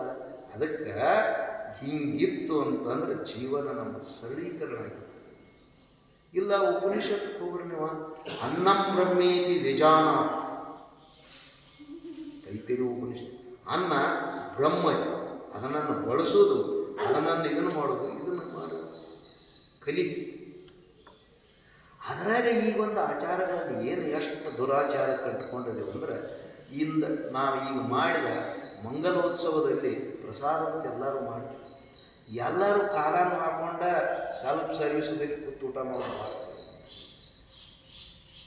ನಮ್ಮ ಹಿಂದೂ ಸಂಸ್ಕೃತಿಯಲ್ಲಿ ಕಾಲನ್ನು ಹಾಕೊಂಡು ಊಟ ಮಾಡೋದು ಎಲ್ಲಿಯೂ ಹೇಳಿ. ಅದು ಈ 20 ವರ್ಷದಿಂದ ಅದು ಇದ್ದೇ ಇದ್ದಿದ್ದಿಲ್ಲ. ಎಲ್ಲರಿಗೂ ಸಾಮೂಹಿಕವಾಗಿ ಒಟ್ಟು ನೀರಿನ ಮೇಲೆ ಊಟ ಮಾಡಾದರೆ ಕಾಲನ್ನು ಕಳೆದು ಊಟ ಮಾಡಬೇಕು. ಇಲ್ಲ ಕುತ್ತರೆ ಊಟ ಮಾಡಬೇಕು ಮಾಡಬಾರ್ದು. ನಾವು ಎಲ್ಲಿ ತಗೋತೀವಿ ಅಲ್ಲೇ ನಿಂದಿರೋದೈತಿ, ನಾಯಿ ತಿಂದಾಗ ತಿನ್ನೋದೈತಿ. ಏನಿದ್ರ ಅರ್ಥ ಅಂದ್ರೆ ನಾವು ಶರಣರ ಆಚಾರವನ್ನು ಎಷ್ಟು ನಾವು ವಂಚನೆ ದೂರ ಹೋಗಿದ್ವಿ ಅಂತಂದ್ರೆ ಇಷ್ಟು ದೂರ ಇದೆ. ಕುತ್ತು ಊಟ ಮಾಡೋಣ ಇಷ್ಟ. ಪ್ರಸಾದ ಅನ್ಸೈತಿ ಅದನ್ನು ಮಾಡಿ. ಮದುವೆ ಮುಂಜೆಯಲ್ಲಿ ಯಾಕೆ ಹಾಕೋತಕ್ಕ ಪ್ರಸಾದದಲ್ಲೇ ಅಲ್ಲಿ ಹಿಂಗೆ ಆಗ್ಬೇಕಾಗಿರ್ತಾರೆ. ಮಂದಿ ಭಾಳ ಬಂದಿರ್ತೈತಿ. ಆದ್ರೆ ಪ್ರಸಾದದಲ್ಲೇನು ಭಾಳ ಅಂತಂದ್ರೆ ಹಂಗೆ ಭಾಳ ಕುತ್ತ. ಈ ಸಂಸ್ಕೃತಿಯನ್ನು ನಾವು ಬಡದಾಗಿ ಕಲಿಬೇಕಾಗಿತ್ತು ಅಂತ ಗೀತೆ ವ್ಯವಸ್ಥೆಯನ್ನು ಮಾಡಿದ್ವಿ ಅಂದ್ರೆ ಈ ಸಂಸ್ಕೃತಿ ಬಂತಂತಂದ್ರೆ ನಮ್ಮ ಜೀವನ ಎಷ್ಟೋ ಸರಿ. ಮತ್ತು ನೀಡ್ಸ್ಕೋತೀವಿ ಸಾಕಷ್ಟು. ಉಣುವಾಗ ಅದನ್ನೆಲ್ಲ ಸಮರ್ಪಕವಾಗಿ ಉಣಬೇಕಾದದ್ದನ್ನು ಬಿಟ್ಟಿವು ಅಂತಂದಾದ್ರೆ 4 ಮಂದಿ ಅಷ್ಟು ಬಿಟ್ಟಿವು ಅಂದ್ರೆ ಇನ್ನೊಬ್ಬನ ಹೊಟ್ಟೆ ತುಂಬಷ್ಟು ಬಿಟ್ಟು ಹಾಳು ಮಾಡಿದೀವಿ ಅಂತಂದ್ರೆ ಅನ್ನಂ ಬ್ರಹ್ಮೈತಿ ಅನ್ನೋದನ್ನು ಈಗ ಗೊತ್ತಾಗಂಗಿಲ್ಲ. ಇನ್ನೊಂದು 3 ವರ್ಷ ಮಳೆ ಹೋಗ್ಬಿಟ್ಟಿದೆ. ಅನ್ನ ಹೆಂಗೆ ಬೇಕು ಇನ್ನೊಂದು 3 ವರ್ಷ ಒಳಗೆ ಮಳೆ. ನಾ ಅದನ್ನ ಹೇಳಕತ್ತೀನಿ, ದೇವ್ರಿಗೆ ಇನ್ನೊಂದು 3 ವರ್ಷ ಮಾಡಬೇಡಿ. ಒಂದು ಕಾಳು ಬರಬೇಕಾದ್ರೆ ಎಷ್ಟು ಪರಿಶ್ರಮ ಆಗಿದೆ. ಹಾಗಾದ್ರೆ ಅನ್ನ ಮಾನವನ ಬದುಕಿಗೆ ಮೂಲ. ಮಾನವ ಬಿಟ್ಟು ಇನ್ನುಳಿದ ಜೀವಿಗಳು ಏನೇನೋ ಆಹಾರದ ವ್ಯವಸ್ಥೆ ಐತಿ, ಅವೆಲ್ಲ ಜೀವಿಗಳು ಭಗವಂತ ಮಾಡ್ತಾರೆ. ನಾವು ಅನ್ನದ ಮೂಲವನ್ನ ಉಂಡು ಬದುಕಬೇಕಾಗಿತ್ತು ಅಂದ್ರೆ ಅನ್ನಂ ಬ್ರಹ್ಮೇತಿ ಯಜಾನ ಅನ್ನದ್ವಾಡ. ನಾ ಭಾಳಷ್ಟು ಶಾಸ್ತ್ರ ಹೇಳಿ ನೀವು ಹೊಟ್ಟೆ ಹೆಸರಿತ್ತು ಅಂತಂದ್ರೆ ಏನು ಮಾಡಬೇಕು? ಹಾಗೇನಾಗೈತಿ, ಊಟನ ನಮಗೆ ಬ್ರಹ್ಮ ಆಗಿತ್ತು, ಶಾಸ್ತ್ರ ಬ್ರಹ್ಮ. ಹಾಗಾದ್ರೆ ಊಟ ಹಾಕಿದೆವು ಅಂದ್ರೆ ಗೊತ್ತಾಗ ಶಾಸ್ತ್ರ ಮಾತು ಒಳಗೆ ಹೋಗ್ಲಕ್ಕ. ಹಂಗಾದ ಅನ್ನ ಇಷ್ಟೊಂದು ವೈಶಾಲ್ಯ ಐತಿ ಅಂತಂದ್ರೆ ಇಷ್ಟೊಂದು ಆಚರಣೆಗಳನ್ನು ನಾವು ಕಲಿಬೇಕಾಗಿದೆ. ಅದಕ್ಕೆ ನಾವು ಅದಕ್ಕೆ ಹಿಂಗೆ ಕಲ್ತೀವಿ ಅಂತಂದ್ರೆ ಅದು ನಮ್ಮನ್ನು ಸರಳ ದಿಗ್ದರ್ಶನ ಮಾಡ್ತದೆ. ಎಲ್ಲಿ ಹೋಗಿ ಮುಟ್ಟಬೇಕಾಗಿತ್ತು ನೋಡು, ಮಾರ್ಗದರ್ಶನವನ್ನು ಹಂಗೆ ಮಾಡೋದು ಕಲಿ. ಹಂಗಂತೇಳಿ ನಿಜ ಸಿದ್ಧಾರೂಢ ಹಾದಿ ಮೇಲೆ ಬಿದ್ದದ್ದು ಮೆಣಸಿಕಾಯಿ ತಗೋತಿದ್ರು. ಕಾಳೆಲ್ಲ ತೊಗೊಂಡು ಹಾಗೆ ಎಲ್ಲ ಆರಿಸ್ತಿದ್ರು. ಏಪ ಅಪ್ಪಗಳು ಆರಿಸ್ತಾರೆ ಬಾ, ನಾವು ಆರಿಸ್ತೀವಿ. ಇಲ್ಲೆಡ್ಡ ಆರಿಸ್ಬೇಡ್ರು, ನಿಮ್ಮ ಮನೆಯೂ ಆರಿಸ್ಬೇಡ್ರಿ ಅಂತ ಹೇಳ್ತಿದ್ರು. ನಮ್ಮ ಮನೆಯಾಗ ಏನು ಬಿದ್ದಲ್ಲೇ ಎದ್ದಲ್ಲೇ ಈ ಥರ ಮಾಡುವಂಥದ್ದು ಸಂಸ್ಕೃತಿಯನ್ನು ನಾವು ಅಳಿಸ್ಬೇಕಾಗ್ತದೆ. ಅನ್ನೋದು ದೊಡ್ಡ ನೀರ ಅದು ಎಷ್ಟು ಸದುಪಯೋಗ. ನಾವೀಗ ಎಷ್ಟೋ ದುರುಪಯೋಗ ಮಾಡಕತ್ತಿದ್ದೀವಲ್ಲ. ನೀರನ್ನು ಬಳಸೋದು ಕಲಿಬೇಕಾಗಿದೆ, ಆಹಾರ ಬಳಕೆಯ ಕಲಿಬೇಕಾಗಿದೆ, ಬುದ್ಧಿಯ ಬಳಕೆ ಕಲಿಬೇಕಾಗಿದೆ. ಇಷ್ಟೊಂದು ಮೌಲ್ಯಯುತವಾದಂಥ ಈ ಕಲಿಕೆಯನ್ನು ಗೀತಾ ಬಿಟ್ಟ ಇನ್ಯಾವುದೂ ಕಲಿಸಂಗಿಲ್ಲ, ಶರಣರ ಸಾಹಿತ್ಯ ಬಿಟ್ಟು ಇನ್ಯಾವುದು ಕಲಿಸಂಗಿಲ್ಲ. ಅನ್ನೋದ್ರಿಂದ ಅದಕ್ಕೆ ತಸ್ಮಾತ್ ಸರ್ವೇಷು ಕಾರ್ಯೇಷು ಮಾಮನುಸ್ಮರ ಯುದ್ಧಚ ಮೈಯರ್ಪಿತ ಮನೋಬುದ್ಧಿರ್ ಮಾಮೇ ವೈಶ್ಯ ಅಸಂಶಯ. ಹಿಂಗೆ ಮಾಡಿದವ ಭಗವಂತನ ಸೇರ್ತಾನೋ ಇರು ಸಂಶಯ ಬರ್ತೈತಿ. ಸಂಶಯ ಭಾಳ ಕೆಟ್ಟ ನೋಡ್ರಿ. ಸಂಶಯ ಅನ್ನೋದು ಭಾಳ ಕೆಟ್ಟ. ಒಂದಿಬ್ಬರು ನಡೆದಿರ್ತಾರೆ, ಹಂಗೆ ನಡ್ಕೊಂಡು ಹೋಗ್ತಿರ್ತಾರೆ. ಹಾದಿ ಮೇಲೆ ಅಂದ್ರೆ ಏನಾರು ಇರೋದಲ್ಲ. ಹಾದಿ ಅಂದ್ರೆ ಮಲನ ಹಾದಿ ಮೇಲೆ ಇರೋದು, ಹೆಂಗಿನೂ ಹಾದಿ ಮೇಲೆ ಇರೋದು. ಒಬ್ಬ ತುಳಿದ ಬರಾಬರ ವಯಸ್ಸಿದ ಹೋಗ್ಬಿಟ್ಟು ಇನ್ನೊಬ್ಬ ಬಂದು ತುಳಿದದು. ಒಂದು ಬುದ್ಧಿ ಕಾಣೋದಿಲ್ಲ. ಅದೇನು ಮಲಾನೋ ಏನು ಸಗಣಿ ನೋಡ್ಬೇಕು, ಎಲ್ಯಾಗ ಬರೋಕೆ ಸಂಶಯ ಇದೆ. ಹಂಗಾದ್ರೆ ಮಲ ಆಯ್ತು ನೋಡ್ಬೇಕು. ಹೋಗಿ ಏನು ಮಾಡಿದ, ಅದು ಎಲ್ಲಿ ತುಳಿದು ನೋಡು, ಅದ್ರ ಕಾಲಿಗೆ ಕೈ ಹಚ್ಚೋಣ ಹಸಿ ಇತ್ತು. ಭಾಳ ಮಾಡಿ ಮಲಾನ ಇರ್ಬೇಕಂತ ಮೂಡ್ತಾರೆ. ಅದೇನಾದ ಅಲ್ಲಿದ್ದದ ಇಲ್ಲಿದ್ದದ ಮೂವತ್ತಿಗೆ ತಕ ಬರ್ತೈತಿ. ಯಾರ ಕಾರಣ? ಅದೊಂದು ವೇಳೆ ಮಲಾನ ಆಯ್ತಿತ್ತು, ಮೂಗಿ ಹಚ್ಕೊಂಡು ಅಂತ ಮಾಡೋದೇ ಆಗತ್ತೆ, ಬಡ ಬಡ ವರ್ಷದಕ್ಕೆ ಹೋಗಿ. ಹಂಗಾದ್ರೆ ನಮ್ಮ ಜೀವನದಲ್ಲಿ ಸಂಶಯಕ್ಕೆ ಅವಕಾಶ ಕೊಡಂತ ಭಗವಂತ ಹೇಳಿದ ಮಾತು ಸತ್ಯ ತತ್ವವನ್ನು ನಂಬಿತಂತಂದ್ರೆ ಅದರ ಮ್ಯಾಲೆ ವಿಪರೀತ ತರ್ಕನೇ ಏನು ಅವಶ್ಯಕತೆ ಐತಿ? ಭಗವಂತ ಹೇಳಿದ್ದು ಸುಳ್ಳು ಕರೆನು ಅಷ್ಟೊಂದು ನಂಬಿಕೆ ಇತ್ತಂದ್ರೆ ಸಾಕು. ಅವ್ಯಾನ್ ಹೇಳ್ತಾನೆ ಅವನ್ನೆಲ್ಲ ಮಾಡಿ ನೋಡಿ ನನಗೆ ಏನಾಗಿತ್ತು, ನಿನಗೊಬ್ಬಗೆ ಏನೋ ಕರ್ಮ ಹಂಗಾಗಿರ್ಬೇಕಪ್ಪ, 1000 ಮಂದಿ ಬಳಿ ತೆಗಿದ್ದೆ ನೋಡವ್ರನ್ನ, ನೀವು ಮತ್ತೆ ಅದನ್ನು ಬಿಡಬಾರ್ದು, ಆಚರಣೆ ಇತ್ತು. ಅದಕ್ಕೆ ಏನಾಗೈತಿ ಅಂತಂದ್ರೆ ನಮ್ಮ ಬದುಕ ಉಚಿತ. ಇನ್ನು ಇದಕ್ಕೆ ಹೆಚ್ಚು ಯಾರು ಹೇಳೈತಿ? ಭಗವಂತ ಇಟ್ಟು ಹೇಳೋದು ಒಂದು ಶೈಲಿ ಇತ್ತು, ಮಾಡಬೇಕು ನೈಟ್ ಮಾಡಬೇಕು. ಸಂಡಾಸ್ ಕೊಡ್ತಿದ್ದ, ಗಜರಿಕಾಯಿ ತಿಂತಿದ್ದ, ತಿನ್ಬೇಡಿ, ಇದು ಸ್ಥಾನ ಚಲೋ ಅದು, ತಿನ್ಬೇಡಿ, ಇದರಿಂದ ಚಲೋ ಆಗೋದು ತಿನ್ಬೇಡಿ. ನನ್ನ ಗಜರಿಕಾಯಿ 4 ದಿನ ನೀ ಯಾಕೆ ಕೇಳ್ತಿರ್ತ, ಮುಂದೆ ಕೂತಾನು ಹಿಂದೆ ಸರ್ ಅದ್ರಾಗ ಊರಿ ತಿನ್ನಾಕ ಎದ್ರಾಗ ನಿಮ್ಗೇನು ಹೇಳೋದಪ್ಪ, ಏನು ಹೇಳೋದು? ನಿಮಗೆ ಹೆಂಗಾಗ್ಯಾವಂದ್ರೆ ಗಜರಿಕಾಯಿ ಅದ್ರಾಗ ಊರಿ ತಿಂದಾಗ ಸಂಸಾರದೊಳಗೆ ಊರಿ ತಿನ್ನಾಕ. ಅದಕ್ಕೆ ಭಗವಂತ ಜಾಗೃತ ಆಗುವಂಥ ವಿಚಾರಗಳನ್ನು ಎಷ್ಟೋ ಹೇಳ್ತಾರೆ. ಅದಕ್ಕೆ ಅಭ್ಯಾಸ ಯೋಗ ಯುಕ್ತೇನ ಮಾಮಿಚ್ಛಾತ್ಮ ಧನಂಜಯ ಅನ್ ಮುಂದೆ ಹಿಂಗೆ ಹೇಳ್ತಾನೆ, ಸ ಪರಮಂ ಪುರುಷಂ ದಿವ್ಯಂ ಅರ್ಥಾಂ ಚಿಂತನೆ. ಅದಕ್ಕೆ ಅಭ್ಯಾಸ ಮಾಡಪ್ಪ. ಹಗಲೆಲ್ಲ ಗೀತಾದೊಳಗೆ ಇದನ್ನು ಹಿಂದಕ್ಕೂ ಹೇಳ್ಯಾರ, ಧ್ಯಾನ ಯೋಗದ ಅದು ಆತ್ಮ ಸಾಕ್ಷಾತ್ಕಾರ. ಇದ ಭಗವಂತನ ಸಗುಣ ಬ್ರಹ್ಮದ ಚಿಂತನೆ. ಸಗುಣ ಬ್ರಹ್ಮಕ್ಕೆ ನಾವೆಲ್ಲ ತಟ್ಟ ಅಂಟ್ತೀವಿ, ನಿರ್ಗುಣ ಬ್ರಹ್ಮಕ್ಕೆ ಯಾಕೆ ಅದ್ಯಾ ಕಣ್ಣಿಗೆ ಕಾಣೋದಲ್ಲ, ಕರಿದು ಬಿಳಿದಾಗಿಲ್ಲ, ಕರಕ್ಕೆ ಸಿಕ್ಕುವುದಲ್ಲ, ನಿರುತ ಭಾವಾತೀತ ನೆನೆಸಿ ರಾಜಿಸುತ್ತಿರುವುದು. ಅದನ್ನೇನು ಮಾಡಕ್ಕೆ ಬರ್ತದೆ? ನಮಗೆ ಮಾಡಕ್ಕೆ ಬರ್ತದೆ, ಕರೆ ಜ್ಞಾನಿಗಳಿಗೆ ಮೂರತಿ. ಹಂಗಾದ್ರೆ ನಮಗ ಅಂತಂದ್ರೆ ನಾವು ಸಗುಣ ಬ್ರಹ್ಮದ ಚಿಂತನೆ ಆಗ. ಅದರಿಂದ ಆ ಭಗವಂತನ ಅನುಗ್ರಹದಿಂದ ಏನಾಗ್ತೈತಿ, ನಮ್ಮ ಜೀವನದ ಶೈಲಿಗೆ ಬೇಕಾದಂಥ ಬುದ್ಧಿಯನ್ನು ಕೊಟ್ಟು ದದಾಮಿ ಬುದ್ಧಿ ಯೋಗಂ ಏನ ಮಾಮುಪಯಾಂತಿದೆ, ನನ್ನನ್ನು ಬಂದು ಸೇರುವಂಥ ಬುದ್ಧಿ ಕೊಡ್ತಂತ. ಈಗಲ್ಲ, ಆ ರೀತಿ ಪ್ರಾಕ್ಟಿಕಲ್ ಮಾಡಿದೀವಿ ಅಂತಂದ್ರೆ ಅದರಿಂದ ನಮಗಂಥ ನೂತನ ಬುದ್ಧಿ ಈಗ ಬರೋದಿಲ್ಲ. ಈಗ ಪ್ರಾಕೃತಿಕ ಬುದ್ಧಿ ಐತಿ. ಹಂಗೈತಿ, ಪ್ರಕೃತಿ ನಮ್ಮನ್ನು ಹುಟ್ಟಿಸಿ ಅಷ್ಟು ಬುದ್ಧಿ ಕೊಡಬೇಕೈತಿ, ಅದು ಕೊಟ್ಟ ಪ್ರಯತ್ನದಿಂದ ಆ ಬುದ್ಧಿ ನಾವು ಭಗವಚ್ಚಂತನೆಯನ್ನು ರೂಢಿಸಿಕೊಂಡಿವು ಅಂತಂದ್ರೆ ಆ ಬುದ್ಧಿ ನಮಗೆ ಹೇಳೋದನ್ನ ಬರ್ಬೇಕು. ಹೇಳೋದ ಹೆಂಗೆ ಬದುಕಬೇಕು, ಹೆಂಗಿರಬೇಕು, ನಾಳೆ ಮುಕ್ತಾತ್ಮರು ಹೆಂಗಾಗಬೇಕು ಅಂತ ಭಾವನೆ ಇರ್ತಾನೋ. ಅದಕ್ಕೆ ಆ ಶ್ಲೋಕನ ಎಷ್ಟಾಗೈತಿ 7 ಎಷ್ಟು ನೋಡು, ಇಷ್ಟೆಲ್ಲ ಜೀವಿಗಳು ಅಂತಿರ್ತಾರೆ ಅಂದ್ರೆ ಭಾಳ ಮಾಡಿ ಭಗವಂತ ಇವರು ಹೃದಯದಲ್ಲಿ ಹೊತ್ತು ನಮ್ಗೆ ತಿಳ್ಕೋಬೇಕು ಬರ್ರಿ ಅಂತೇಳಿ ಆಹ್ವಾನ ಮಾಡಿರಬೇಕು ಅಂತ ನನಗೆ ಕಾಣಿಸ್ತದೆ. ಯಾಕಂದ್ರೆ ಯಾರು ಕರೆದ್ರೆ ಬರುವುದಿಲ್ಲ, ಅಷ್ಟು ಹೃದಯ ವೈಶಾಲ್ಯತೆಯನ್ನು ಭಗವಂತ ನಿಮ್ಮನ್ನೆಲ್ಲ ಸ್ವಾಗತ ಮಾಡಿದ. ಒಂದು ತಿಂಗಳ ಪರ್ಯಂತ ನಾವೆಲ್ಲ ಈ ಜೀವನದ ಶೈಲಿಯೊಳಗೆ ಒಂದಷ್ಟು ಸೇರಿಸ್ಕೊಂತಿರೋ ಮುಕ್ತಾತ್ಮರಾಗುವಂಥ ಭಾವ ಕಂಡುಕೊಂಡು ಅಂತೇಳಿ ಹಿಂದಿನ ಈ ಶಾಸ್ತ್ರ ಜೈ ಮಂಗಲಂ ಜೈ ನಮಃ ಪಾರ್ವತಿ ಶಿವರ ಮಹಾದೇವ.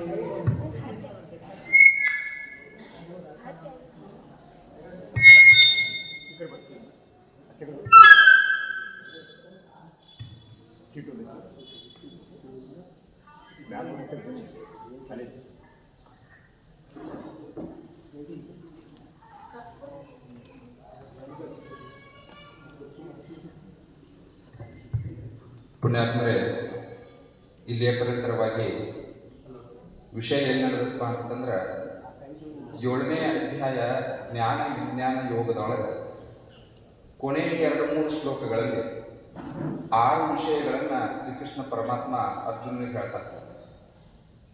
ಬ್ರಹ್ಮ, ಅಧ್ಯಾತ್ಮ, ಕರ್ಮ, ಅಧಿಭೂತ, ಅಧಿದೈವ, ಅಧಿಯೈವ. ಅವಾಗ ಇವೆಲ್ಲ ಏನಂತ ಶ್ರೀಕೃಷ್ಣ ಪರಮಾತ್ಮ ಅಂತ ಹೇಳಿ ಅರ್ಜುನ್ ಕೇಳ್ತಾರೆ. ಕೇಳಿದ್ರೆ ಅವುಗಳನ್ನ 8ನೇ ಅಧ್ಯಾಯ ಯಾವಪ್ಪ ಅಂದ್ರೆ ಅಕ್ಷರ ಬ್ರಹ್ಮ ಯೋಗ.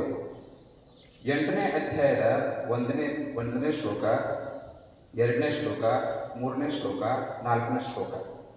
ಈ 4 ಶ್ಲೋಕಗಳಲ್ಲಿ ಬ್ರಹ್ಮ ಅಂದ್ರೆ ಯಾರು? ಎಂದೂ ನಾಶವಾಗದ ವಸ್ತು. ಮುಂದೆ ಅಧ್ಯಾತ್ಮ ಅಂದ್ರೆ ಯಾರು? ನಮ್ಮೊಳಗಿರ್ತಕ್ಕಂಥ ಚೇತನ ಭಾವ. ಕರ್ಮ ಅಂದ್ರೆ ಯಾರು? ನಾವು ಹಳ್ಳಿ ಅಂತ ಹೋಗ್ತೇವೆ ನೋಡಿ, ಕರ್ಮ ಬಂಧನ ಅಂತ ಕೇಳ್ತಾರೆ, ಅದು ಕರ್ಮ. ಅಧಿದೇವ ಅಂದ್ರೆ ಯಾರು? ನಮ್ಮ ಒಳಗೆ ಚೇತನ ಏನೈತೆ ಅಧ್ಯಾತ್ಮ. ಅಧಿಭೂತ ಅಂದ್ರೆ ಯಾರು? ಈ ಪಂಚಭೂತಾದಿಗಳ ಭೌತಿಕ ಪ್ರಪಂಚ, ಅದನ್ನೆಲ್ಲ ಆ ಅಧಿಭೂತವನ್ನು ಆಡಿಸೋದು ಅಧಿದೈವ. ಈ ಅಧಿದೈವಕ್ಕಿಂತ ಮುಂದೆ ಅಧಿದೇವ. ಈ ಅಧಿದೈವವನ್ನು ಆಧಾರವಾಗಿರ್ತಕ್ಕಂಥ ಹಿರಿಯ ಜೀವ ಅಧಿಯಜ್ಞ. ಈಗ 4 ಶ್ಲೋಕಗಳನ್ನು, ನಿನ್ನೆ 3 ಶ್ಲೋಕಗಳನ್ನು ಶರಣರು ನಮ್ಮ ನಿಮ್ಮೆಲ್ಲರಿಗೆ ಸುಂದರವಾಗಿ ಹೇಳಿದರು. ಇವತ್ತು 4, 5, 6, 7 ಶ್ಲೋಕಗಳನ್ನು ಈ 8ನೇ ಅಧ್ಯಾಯದ ಅಲ್ಲಿ ನಮ್ಮ ನಿಮ್ಮೆಲ್ಲರಿಗೆ ಹೇಳಿದ್ರು. 4ನೇ ಶ್ಲೋಕದಾಗ ಒಂದೇ ಹೇಳ್ಬೇಕಂದ್ರೆ ಅಲ್ಲಿ ಸಹಿತ ಅಧಿಭೂತ, ಅಧಿದೈವ, ಅಧಿಯಜ್ಞದ ಬಗ್ಗೆ ಶರಣರು ಈಗಾಗಲೇ ಹೇಳಿದ್ರು. 5ನೇ ಶ್ಲೋಕದಾಗ ಅದನ್ನು ಮುಂದುವರ್ಸ್ಕೊಂಡು ಬಂದ, ನೀ ಯಾರನ್ನ ಶಕ್ತಿಪ್ಪ ಅಂದ್ರೆ ಎಂದೂ ನಾಶವಾಗದ, ಅಂತ್ಯಕಾಲದಲ್ಲಿ ಯಾರನ್ನ ನಡೆಸೋದ್ರಿಂದ ಎಂದೂ ನಾಶವಾಗದ ನನ್ನನ್ನು ಶಕ್ತಿ ಅಂತೇಳಿ 5ನೇ ಶ್ಲೋಕದೊಳಗೆ ಹೇಳ್ತಾರೆ. 6ನೇ ಶ್ಲೋಕದೊಳಗೆ ಕೊನೆಯ ಕ್ಷಣದೊಳಗೆ ನೀ ಏನನ್ನ ಸ್ಮರಣೆ ಮಾಡ್ತಿ ಅದ ನೀ ಆಗಿ ಮಾತ್ರ ಮುಂದಿನ ಜನ್ಮವನ್ನು ತಾಳ್ತಿ ಅಂತಕ್ಕಂಥದ್ದನ್ನ 5ನೇ ಶ್ಲೋಕದಾಗ ಹೇಳ್ತಾರೆ. 6ನೇ ಶ್ಲೋಕದಾಗ ಅದನ್ನ ಮುಂದುವರ್ಸ್ಕೊಂಡ ಸದಾ ಯಾವಾಗಲೂ ನನ್ನನ್ನು ಸ್ಮರಣೆ ಮಾಡು ಅದನ್ನು ಹೇಳ್ತಾರೆ. ಮುಂದೆ ಈ 7ನೇ ಶ್ಲೋಕದಾಗ ಈಗ ಕರೀತು, ನೀನು ಅಭ್ಯಾಸ ಬಲದಿಂದ ನಿನಗೊಮ್ಮೆ ಬರೋದಿಲ್ಲ. ಹುಡುಗ ಅಂತ ಹೇಳಿ ನಾವು 100 ಸಲ ಹೇಳ್ಬೇಕಾಗತ್ತೆ, 100 ಸಲ ಕೈ ಹಿಡಿದು ಬರ್ಸ್ಬೇಕಾಗತ್ತೆ. ನೀ ಈಗ ಸಂಸಾರದ ಚಿಂತೆ ಮಾಡ್ಕೊಂಡು ನೀವು ಸಾಯೋ ಕಾಲದೊಳಗೆ ಸಂಸಾರದ ಚಿಂತೆಗಳು ಬರ್ತಾವ. ಆದ ಕಾರಣದಿಂದ ಈಗ ನಡ್ಕೊಂಡ ಏನಪ್ಪ ಅಂತಂದ್ರೆ ನೀನು ಅಭ್ಯಾಸವನ್ನು ಮಾಡು. ಕೊನೆಯ ಕ್ಷಣದ ಒಳಗೆ ನಿನಗೆ ಭಗವಂತನ ಏನಪ್ಪ ಅಂತಂದ್ರೆ ನಾಮಸ್ಮರಣೆ ಬರ್ತಂದ್ರೆ ನೀ ಜನ್ಮ ಮರಣದಿಂದ ಮುಕ್ತ ಆಗ್ತಿ ಅಂತಕ್ಕಂಥದ್ದನ್ನ ವಿಷಯ ಇಲ್ಲಿಗೆ ಬಂದೈತಿ. ಇನ್ನು ನಾಳೆ ಹಿಡ್ಕೊಂಡು ಮುಂದೆ 8ನೇ ಶ್ಲೋಕದಿಂದ ಪೂಜ್ಯರು ನಮ್ಮ ನಿಮ್ಮಲ್ಲಿಗೆ ವಿಷಯವನ್ನು ಪ್ರಸ್ತಾಪ ಮಾಡ್ತಾರೆ ಅಂತ ಹೇಳ್ತಾ, ನಮ್ಮ ಕೊಟ್ಲಿ ಗ್ರಾಮದ ಮಾತೆಯರಾಗಿರ್ತಕ್ಕಂಥ ಶ್ರೀ ಅನ್ನಪೂರ್ಣ ತಾಯಿಯವರು ಶ್ರಾವಣ ಮಾಸ ಪ್ರಯುಕ್ತ ಮೌನಾನುಷ್ಠಾನದಲ್ಲಿರುವುದರಿಂದ ಪೂಜ್ಯರಿಗೆ ಅವರ ಅನುಪಸ್ಥಿತಿಯಲ್ಲಿ ಅವರು ಬಂದ ಕುಳಿತಿದ್ದಾರೆ. ಅವರನ್ನು ಪೂಜ್ಯರಿಗೆ ಒಂದು ಸತ್ಕಾರವನ್ನು ಮಾಡಬೇಕಂತೇಳಿ ಅವರು ಇಚ್ಛಿಸಿದ್ದಾರೆ. ಅವರ ಪರವಾಗಿ ಶ್ರೀ ಶಿವಾನಂದ ಮಾಳಿ ಹಾಗೂ ಗೌಡಪ್ಪ ಕೆಂಪಾಡಿ ಹಿರಿಯರು ಬಂದು ಪೂಜ್ಯರಿಗೆ ಒಂದು ತಾಯಿಯವರ ಪರವಾಗಿ ಅವರಿಗೆ ಭಕ್ತಿಪೂರ್ವಕ ಸತ್ಕಾರವನ್ನು ಮಾಡಬೇಕಂತ ಅವರಲ್ಲಿ ಪ್ರಾರ್ಥಿಸ್ತಾರೆ.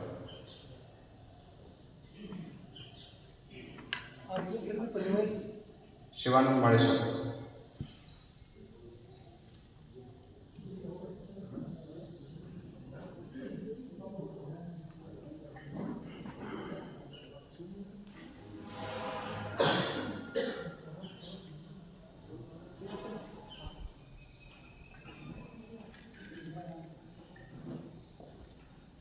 ಅನ್ನಪೂರ್ಣ ತಾಯಿಯವರು ಈ ಶ್ರಾವಣ ಮಾಸ ಪ್ರಯುಕ್ತ ಮೌನಾನುಷ್ಠಾನವನ್ನು ಅನುಸರಿಸಿದ್ದಾರೆ. ಬಸವ ತತ್ವದಲ್ಲಿಯೇ ತಮ್ಮ ಜೀವನವನ್ನು ಬ್ರಹ್ಮಚಾರಿಣಿಯಾಗಿ ಸನ್ಯಾಸಿಯಾಗಿ ಜೀವನವನ್ನು ಸಾಗಿಸ್ತಾ ಇರ್ತಕ್ಕಂಥವರು ಅನ್ನಪೂರ್ಣ ದೇವಿರವರ ಪರವಾಗಿ ಪೂಜ್ಯರಿಗೆ ಒಂದು ಭಕ್ತಿಪೂರ್ವಕವಾದಂತಹ ಸತ್ಕಾರ.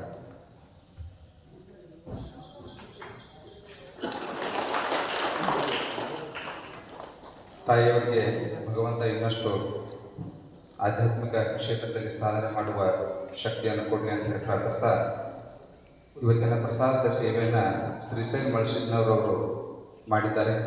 ಅವರು ಬಂದು ಪೂಜ್ಯರಿಂದ ಆಶೀರ್ವಾದ ರೂಪ ಸತ್ಕಾರವನ್ನು ಸ್ವೀಕರಿಸಬೇಕಾಗಿ ಅವರಿಗೆ ಕೇಳಬೇಕು.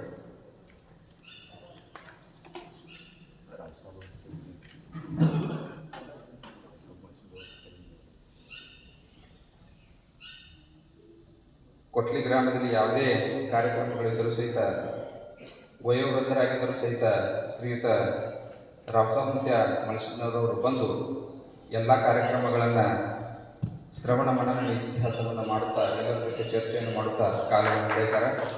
ಅವರ ಸುಪುತ್ರರಾಗಿರ್ತಕ್ಕಂಥವರು ಶ್ರೀಶೈಲ ರಾವಸಾಬ್ ಮಳಸಿನವರವರು. ಅವರಿಗೆ ಭಗವಂತ ಸಕಲ ಭೋಗ ಭಾಗ್ಯ ಸುಖ ಶಾಂತಿ ನೆಮ್ಮದಿಯನ್ನು ಕೊಡ್ತಾರೆ, ಕಾಪಾಡಿ ಅಂತ ಹೇಳಿ ಪ್ರಾರ್ಥಿಸ್ತಾರೆ.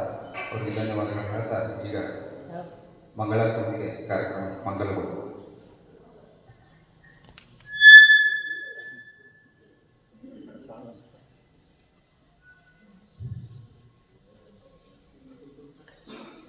ಮಂಗಲಂ ಗುರು ಶಂಕರಾನಂದ ಮಹಾಭಕ್ತವೃಂದ.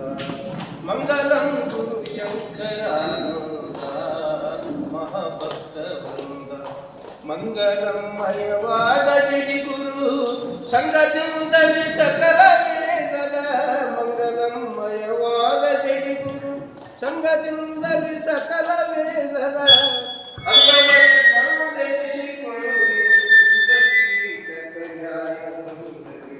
ಮಂಗಲಂ ಗುರು ಶಂಕರಾನಂದ ಮಹಾಭಕ್ತವೃಂದ.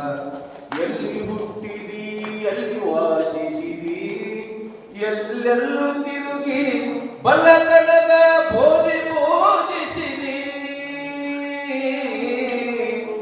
ಕಲ್ಲು ಹೃದಯದ ಕಾಲದೂತರ ಸಲ್ಲು ತಪ್ಪಿಸಿ ಸೆಳೆದು ಜನರ. ಕಲ್ಲು ಹೃದಯದ ಕಾಲದೂತರ ಸಲ್ಲು ತಪ್ಪಿಸಿ ಸೆಳೆದು ಜನರ. ಜನನ ಮರಣದ ಬಾಧೆ ತೊಲಗಿಸಿ ಚಿನ್ಮಯಾತ್ಮನ ಬೋಧಿ ನೆಲೆಸಿರಿ. ಮಂಗಲಂ ಗುರು ಶಂಕರಾನಂದ ಮಹಾಭಕ್ತವೃಂದ. ಸಂಘ ಶರಣರ ನಿಜದ ಆನಂದ. ಜನಿಸಿ ಬೆಳೆದ ಭೂಮಿಯಂತಹುದೋ ಗಣ ಮಹಿಮಾ ನಿಮಗೆ ಗುಣವ ಸಲುಹಿದ ಸ್ವಾಮಿಯಂತವರೋ. ಜನಿಸಿ ಬೆಳೆದ ಭೂಮಿಯಂತಹುದೋ ಗಣ ಮಹಿಮಾ ನಿಮಗೆ ಗುಣವ ಸಲುಹಿದ ಸ್ವಾಮಿಯಂತವರೋ. ಕಾಸವರ ಗುರು ಶೇಷನಂದರ ಕಾಸವಿದ್ಯೆಯ ಕಲಿತು ಕೆಲವಿನ. ಕಾಸವರ ಗುರು ಶೇಷನಂದರ ಕಾಸವಿದ್ಯೆಯ ಕಲಿತು ಕೆಲವಿನ. ಭೂಷಣಕ್ಕೆ ಭೂಷಣವೆನಿಸಿದಿ ವಾಸ ಮಾಡಿದಿ ಜಡಿಯ ಮಠದೊಳು. ಮಂಗಲಂ ಗುರು ಶಂಕರಾನಂದ ಮಹಾಭಕ್ತವೃಂದ. ಸಂಘ ಶರಣರ ನಿಜದ ಆನಂದ. ಒಡವಿಯುಳು ವೇದಾಂತ ಒಡೆಯನೋ ಜಡಿದೇವ ನೀನು ನುಡಿದ ತತ್ವಮಸಿಯ ವಾಕ್ಯವನ್ನು. ಕರುಣೆಯಿಂದಲೇ ಸುರಿದ ಅಮೃತ ಕರ್ಣದಲ್ಲಿ ಕೃಪೆ ಮಾಡಿಕೊಂಡು. ಕರುಣೆಯಿಂದಲೇ ಸುರಿದ ಅಮೃತ ಕರ್ಣದಲ್ಲಿ ಕೃಪೆ ಮಾಡಿಕೊಂಡು. ಪರಮಹಂಸನಾಗಿ ಭೂವೈ ತರಣಿ ತಾರಿಪನು ಕಲೀಶಗೆ. ಮಂಗಲಂ ಗುರು ಶಂಕರಾನಂದ ಮಹಾಭಕ್ತವೃಂದ. ಸಂಘ ಶರಣರ ನಿಜದ ಆನಂದ. ಸಂಘ ಶರಣರ ನಿಜದ ಆನಂದ. ಸಂಘ ಶರಣರ ನಿಜದ ಆನಂದ. ಓಂ ಚೈತನ್ಯಂ ಶಾಶ್ವತಂ ಶಾಂತಂ ವ್ಯೋಮಾತೀತಂ ನಿರಂಜನಂ ನಾದಂ ನಿರ್ಗುಣಾತೀತಂ ತಸ್ಮೈ ಶ್ರೀ ಗುರುವೇ ನಮಃ. ಜೈ ಮಂಗಲಂ ಜೈ ನಮಃ ಪಾರ್ವತಿ ಶಿವ ಹರ ಹರ ಮಹಾದೇವ. श्री सिद्धेश्वर महाराज की जय. भक्ति भंडारी बसवेश्वर महाराज की जय. जगतगुरु सिद्धार्थ महाराज की जय. समर्थ माधवानंद प्रभु की जय. सकल साधु संत महाराज की जय. जय मंगलम जय नमः पार्वती शिव हर